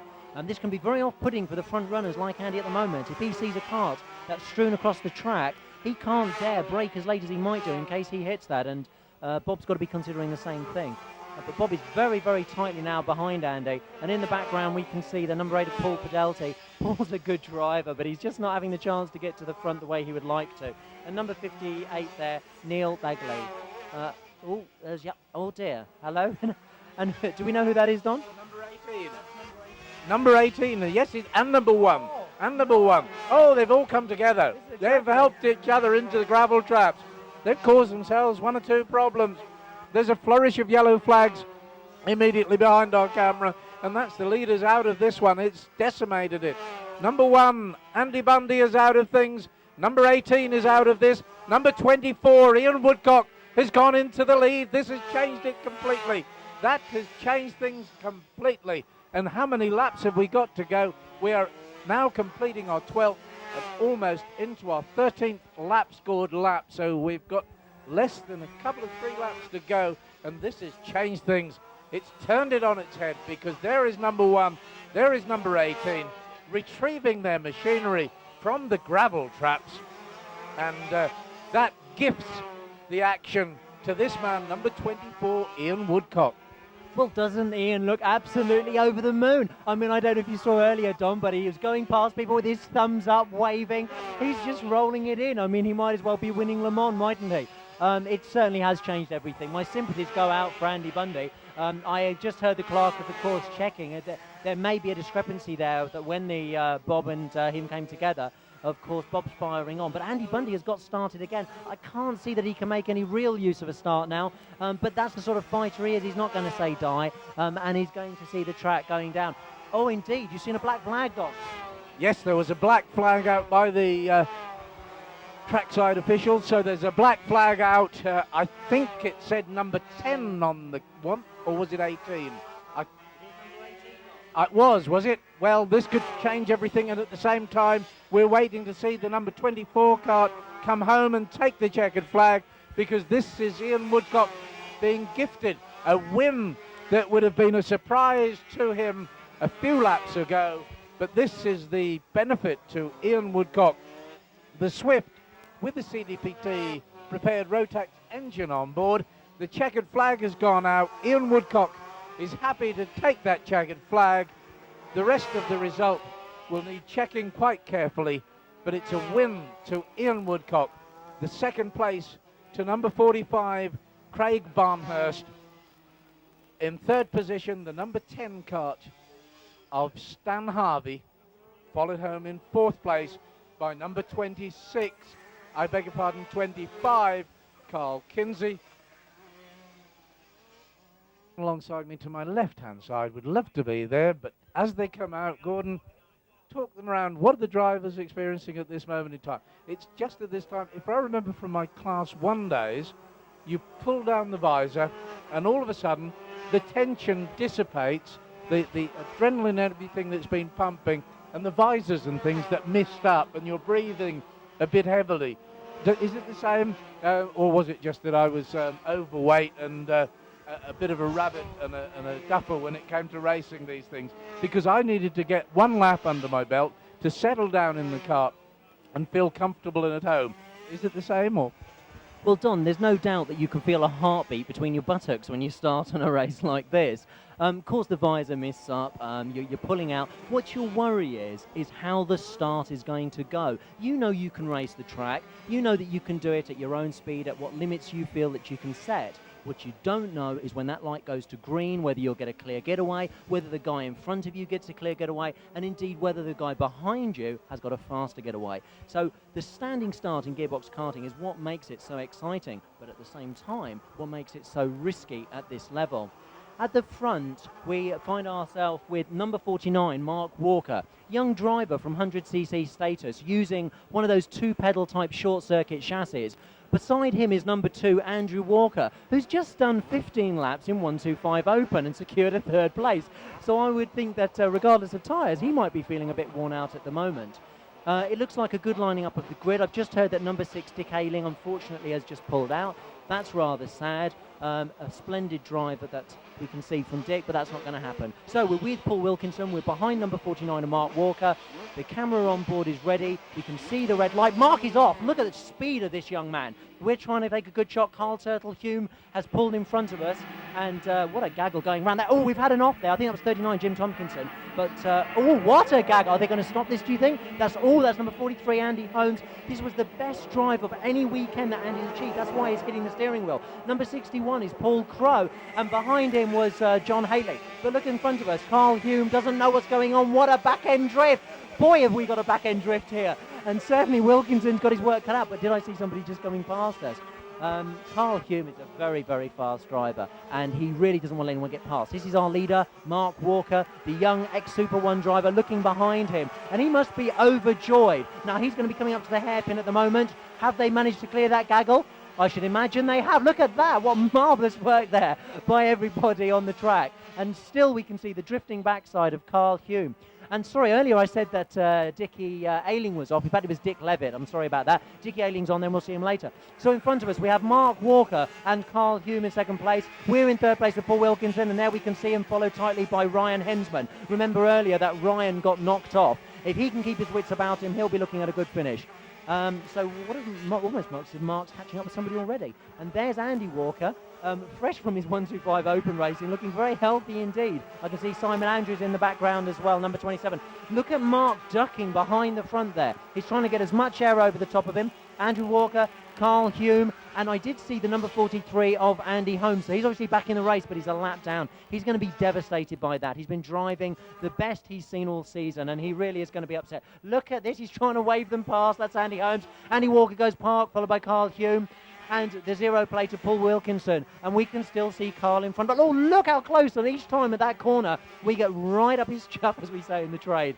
So certainly a bit of palpitations there, I think. So ahead, Mark Walker, followed by Andy Walker, followed by Carl Hume, followed by our cameraman for the day, Paul Wilkinson, on the O-plate. And a rapid race indeed this is. But we've just seen a black mark go out to the O-plate. I don't know what that is. We won't worry about it too much at the moment. It was a blackboard shown to him. What a lovely shot of the sky. And back into the hairpin, where there's a lot of activity. I'm not quite sure, but a black flag is going out. You'll have to confirm that for me, Don, but it could be for our O-plate. The warning board is for the O-plate. They're black flagging the zero. So what they're black flagging the zero for at the moment, I don't know. And there was another problem out there because number 43, Andrew Holmes, was pointing people through, and he'd got all sorts of problems. So we've got action here, left, right, and centre. And we're looking at our race leaders, I beg your pardon, at the situation at the moment with 4 laps to go as they come through. Is the lead is with number 49, and that is Mark Walker there with number 2 sitting right on his tail, and that's Andrew Walker from number 3, and that's Carl Hume with the 0 coming in there. The man that's under black plates at the moment, black flag, and he's sitting there in 4th position on that 0. From then number 27, and that's Simon Andrew. The rest of them, well, I don't know what. I think he's going to do a Schumacher. He's going to keep driving. They're out there determined to black flag him. Don't bring him off. You're spoiling our action. We want the photographs to come in. So the camera cart is being pulled off. Let's hope that, dare I suggest it, that he stays out there for the sake of some photographs. We need them at this moment in time. But we're travelling with him now, sitting right behind the number 3 cart of Carl Hume. He's really closing up on Carl, under braking and on cornering. And these are beautiful shots coming in from the carts. In the meantime, the number 49 is still there and still leading, and that's Mark Walker. We're looking back now at numbers 2, 3 and 0. 2, Andrew Walker. 3, Carl Hume, and the 0. And that is ignoring everybody else because the lead is still with the number 49 cart, and that is all about Mark Walker. He's completed 8 laps of racing at the moment, so Walker is very much on his own. Mark Walker. And then we've got this super scrap going on between carts 2, Andrew Walker, 3, Carl Hume, the 0 of Paul Wilkinson. That's our race leader, the number 49. We're now looking at the man that is second on cart number 2, and this is 0, giving us benefit of these on-cart shots.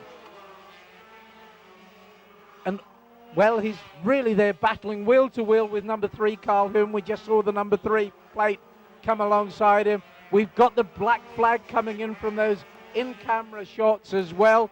The driver's still going on his way, hopefully providing us with the photographs. We're enjoying this, but I would imagine all hell will come down on Paul Wilkinson later on today for ignoring the black flag.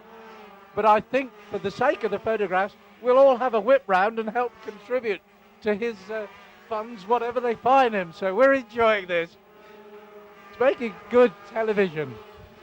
In the meantime, the leader has gone on his way. This is number 2. He's in second place. What can you tell me about this fella? Well, the first thing, Don, is there must be a lot of people out there thinking Mark Walker in the lead, Andrew Walker second. What a family setup. There is a family setup. It's Mark Walker is not part of that. We'll go back to him in a moment. He almost is young enough to be Andy Walker's son. Andy won't thank me for that, I'm sure. Andrew Walker and Johnny Walker are brothers. Johnny was racing in 125 National and in P&R. Andrew Walker has been racing in 125 Open earlier on and indeed in P&R. So it's the young man Mark Walker, no relation, fresh from Super 1, still in the lead. Number two, who's Andy Walker, one of the brothers, on his Anderson Minarelli. And it's Magnum Motorsport that are actually sponsoring this final round here. And indeed, we are watching a Magnum Minarelli number 2 of Andrew Walker. Our O-Plate, who obviously is following the number 2 at the moment, is Paul Wilkinson, alias, I suppose, now Paul Schumacher, following the footsteps of both Michael and Ralph, ignoring the back flags. But I have to agree with you, Don. I think we should have a whip round for him afterwards. This camera footage really is very essential to our day. And what a fast driver Wilkinson is. Look, we're coming up alongside Andy Walker. What I would give to be able to do that manoeuvre. And up onto the curbs. I think, no, we didn't touch the curbs. But Wilkinson's ahead. Now, this is going to put him into second place. He really has something to try and show to Mark Walker. Mark Walker, the young pretender, if you like, came into the series this year, has been so rapid. You saw him at the start, leaving the start line when it went green with a blaze of flames almost coming off his tyres. He is a very quick young man, and Wilkinson is not going to let him escape. This is the final round. He has a lot to prove. He is our cameraman. The positions on the 10th lap are 49, Mark Walker. The O-Plate of Paul Wilkinson, although sadly I think he's going to be disqualified. Number 2, Andy Walker. Number 3, Carl Turtle-Hume. Number 27, Simon Andrews. And in number 12, Graham McCarthy. Graham, a very rapid charger, runs an indoor karting centre during the week, but when he gets to the weekend, it is all serious, and nobody messes around with Graham, as we've seen from time to time. Fabulous young man. Look at this, 49 now overtaking Jason Tucker. Jason showing well today. More of a clubman than a national champion. I think he's going to be back in the serious contention next year. Blue flags awry, showing people where they should be going. Don, what have you got for us? I think they were trying to hit Jason Tucker with the blue flag to tell him, get out the way, let the leader come through, move over, whatever you do, you're in the way. That was Jason Tucker's advice there from the start line and then across on the far side. In the meantime, I can answer one thing, and I think that they're black flagging the 0 for overtaking on a yellow flag. That seems a little bit harsh to me. Leave him out there and do whatever you have to him later on, but don't take him out of the running. In the meantime, he's still there. Action is sitting on the back now of the number 61 card of Paul Crowe. Paul Crowe was here by dint of doing well in the B final, so it's all credit to Paul Crowe for coming through from the B final. But in the meantime, we need to see where Mark Walker is, because we've now reached the stage where we've had 12 laps of racing complete, and this time he comes through for the 13th time, so it leaves us 2 laps of racing to go before the checkered flag. 2 and 2 only laps to Mark Walker on kart number 49. It was, and is it still, in second place, the 0 kart, followed then by the number 2. Well, the 0 kart will be out of this, so we can take that out. In second place then will be the number 2 of Andrew Walker. In third place will be the number 3 of Carl Hume. In the fourth place will be number 11, followed by 12 in fifth position. Number 11 is Jeremy Oakley. In 12th place, we've got Graham McCarthy, and you're itching to get back in there. You've seen something that's going on. I have done. I mean, while we're seeing Mark Walker go through the back of the pack, I really wanted to get a few name checks. A lot of drivers giving it their best today. We're seeing Terry Hale there in the background, yellow kart, number 56. Came here last year and would have done extremely well if his children hadn't been in the crops. He won't thank me for that either. Terry's a painter, and that's why we get these lovely colours. We just saw Graham McCarthy, number 12. There's a lot of strong racing going through the whole of the pack. I mean, look at this now. Mark Walker, okay, maybe he's slowing down a little, but Terry Hale is actually keeping with him. You do find this from time to time, that when a back marker's been lapped, he suddenly finds the line with the faster driver and keeps up behind him.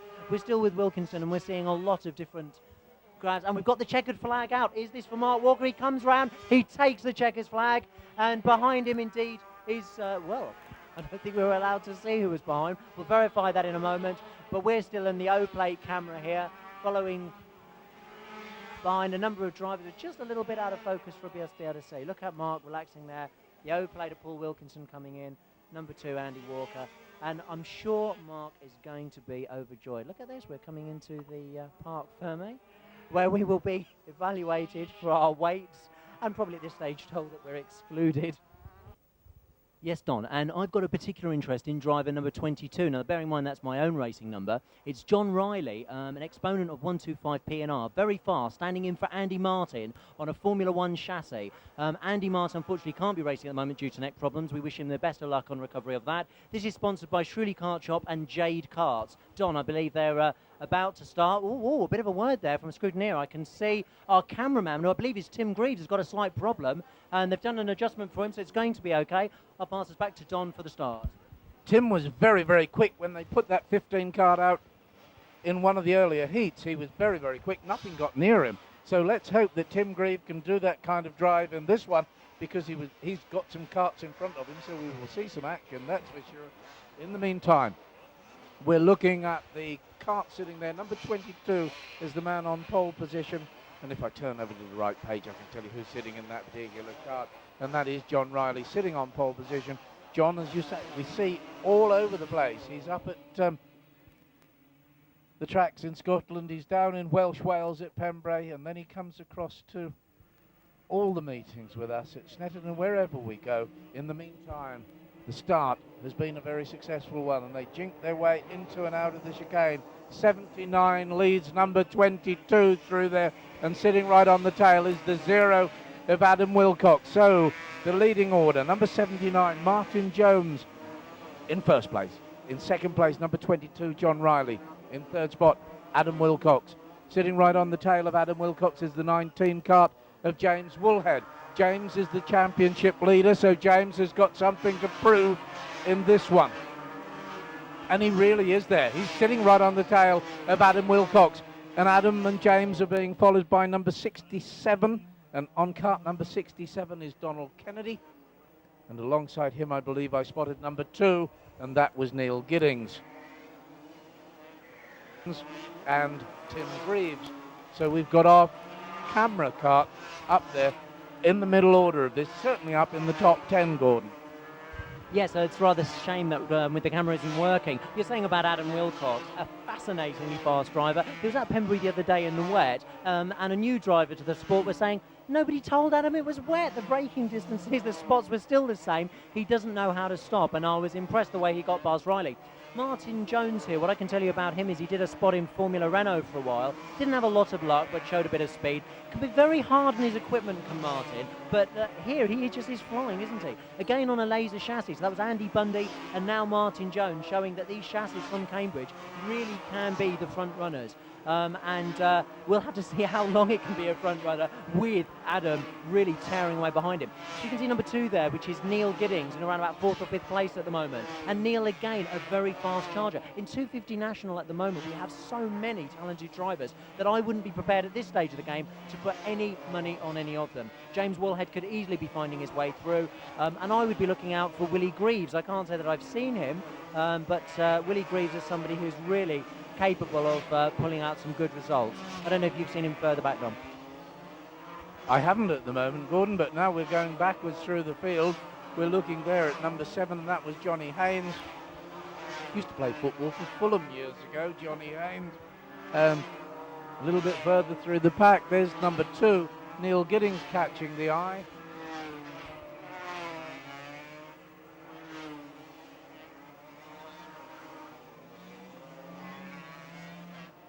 A bit like you and I when we watch Steve Davis on the box winning the Embassy snooker, and then we go down the local billiard hall next week, can't even pot a single ball, and they make it look so easy. My word, that didn't look easy. That looked very, very close indeed. John Riley carving off number 55, I think it was there, with absolute abandon. He carved his way past, but we're back with the race leader, because Martin Jones, whilst we've been talking about how easy or difficult it is, has been closed on by the 0 of Adam Wilcox, and the man from Walsall is sitting right on the tail of this man in this number 79 kart that he brings with him from Nottingham.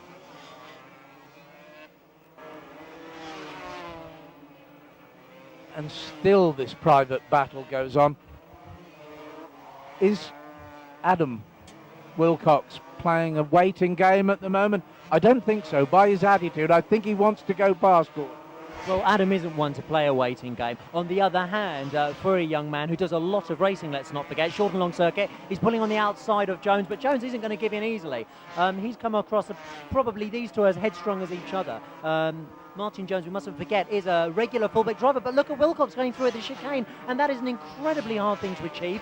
You haven't got a lot of time to build up some speed down that very short straight, but Wilcox did it. Up.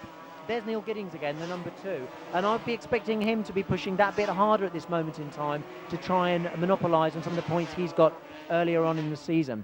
Number 67 there that we can see, again, is Donald Kennedy, and he is under pressure by Neil Giddings. I'm not surprised by this.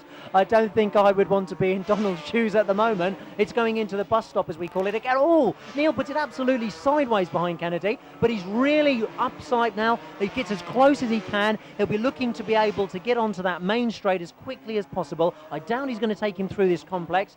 Always a bit further back than I'd like to see. I don't know whether we are going to see. Look, no, but look at him closing up under braking. Tight around the corner. We're going to be taking a left onto the main straight, and this is where I think Neil's going to try and out-drag him. Let's see if he can actually achieve this. Look, coming up towards us, we can see 19. That is James Woolhead. Still ahead, 67. That's our Mr. Donald Kennedy, and Neil getting still tight on him. So he really wasn't close enough that time.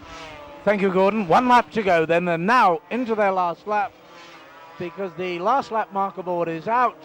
1 lap to go, and it is this man that is going to take it to the checkered flag, the 0, the UK Cup title holder, no doubt about that, a quality driver, Adam Wilcox, the Anderson chassis with the CDP prepared, and a hand in the air there from the man that is lying in second place. I think it was Martin Jones. I'm sure it was Martin. Was it? I hope then you're right, Gordon, that it is Roland Allen, because Adam Wilcox comes in and takes the checkered flag. And it's number 79 going through there, and we're glad to see Martin Jones come home in second place. In third position, the number 22 kart crosses the line, and that was John Riley, just ahead of number 19, and that was James Woolhead. James was there ahead of number 69, Steve Bell. Steve Bell had got 2:16 or 67, yes it was. Donald Kennedy, you're right, ahead of number 2, and that's Neil Giddings. Neil Giddings then followed home by 16 and the rest of the field. But what can we say, that Adam Wilcox there, the best drive of the weekend as far as he is concerned, the one that mattered, the championship win at Fulbeck. What a way to put the season to bed as far as the short circuit Super 4 series is concerned. Right. Jamie, I know this is a position that's eluded you on many occasions. You're a regular at Kimbolton, you're very fast there. Have you been to Fulbeck before? I have been, but not for a long time. Not for a long. Just the early part of the season when I first started racing, I came here. So the truth is you've actually had a bit of private testing up here without telling anybody? A long time ago, yes. Were you surprised to get past Martin Elliott? He's been very dominant throughout this series. I was today, yes, but I knew I was sort of up there with a chance, so just took my chance and it paid off. Congratulations, the 3 winners from 125 Open.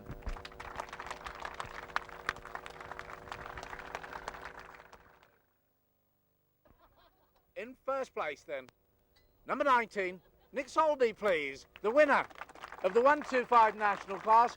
Come on in, Nick. Congratulations.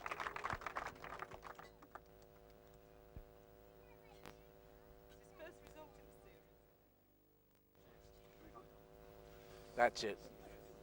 With your hands full, you say, I'm going to stick a microphone under your nose and say, congratulations. Thank you. First victory in the series. That's right, yep. Brilliant drive out there today. You thoroughly enjoyed it. I did, yeah. Could see the eyes light up inside that full face helmet and behind the visor. People were disappearing and you were making hay while the sun shined. They can do the series again next year. I'm certainly going to try. Good man. Yeah. That's what we want to hear. Yeah. Thank you very much indeed. Thank you. Our winners, ladies and gentlemen. Thank you very much. Thank you. Thank you. Lionel, I do apologise. We're being beaten by the sun setting on this, and we had 1 or 2 protests, but congratulations. Enjoyed the race? Good race, yeah. It was, wasn't it? Very good. trouble Looks as free. if you had to work though for a bit. A little bit. And I'll tell you what, at times, you were certainly, your car was quite a handful at one or two occasions. You were fighting that a little bit. I tried to put some fast laps in the start so I could smooth it out later, but you know. You certainly It was all settled down wrong. and it got smoother later on, but my word, you didn't have work in the opening passage of that one. No. Congratulations, thanks very much. Thank you. Thank you. Our winners in the 210 final this afternoon, ladies and gentlemen. Thank you very much indeed, gentlemen. Thank you.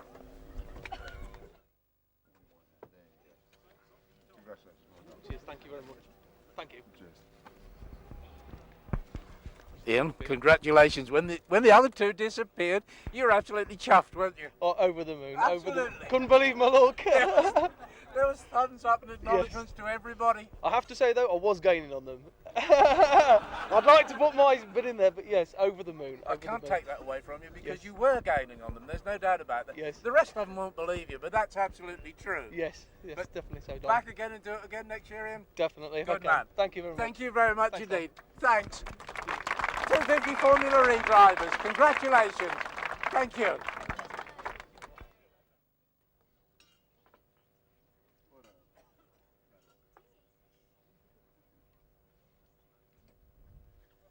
Adam, a true god of racing and a man I've got to look up to because you're on the podium again.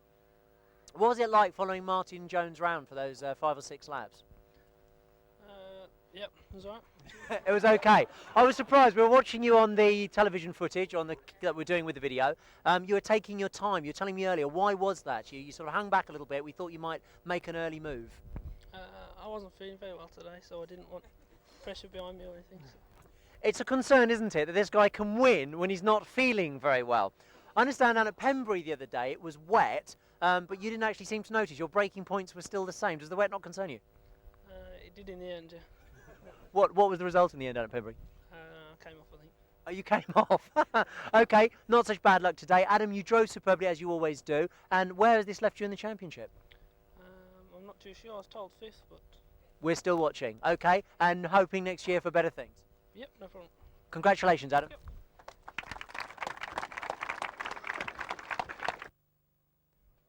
Mark, you and I have more conversations than I care to remember, really.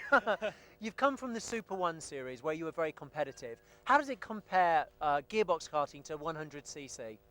The drivers, they're every bit as hard, they're every bit as fast, but they have a little bit more maturity because they have to pay for it. And if you get alongside, they don't continue to turn into you, and hence you continue to race rather than end up in a big pile in the corner. It didn't look like there was much chance of you ending up in a pile in the corner because you really got away well. I noticed you still put your head down as low as you can on the main straights. Yeah, well, that's that's just, it's quite psychological because whenever you see if somebody's behind you and they see that they're pushing hard, they maybe demoralise them just a little bit. Obviously a strategy that works for you. Can you sort of confirm or deny the rumour that you're in fact Andy Walker's son?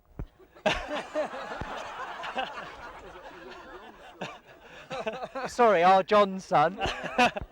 No, sorry, I can't confirm that. But you can't deny it either. No, I think I was a test tube baby. Mark, congratulations. You drove as well as ever. 125 PNR. The winners. I'd just like to add, Mark, we'd just like to add. whenever I'm as old as these two fellas, I'm hoping as fast as them. That's a compliment. Is that a compliment? Is that a compliment? Mark, something to look forward to. One day you will be as old as them. Yeah. Just going back, you know how you said you're wondering how he was looking so fresh after doing 80 laps. I think it's he has so many girlfriends, he gets plenty of exercise at night. And is that true? How many girlfriends do you currently I have? haven't got any. I've none.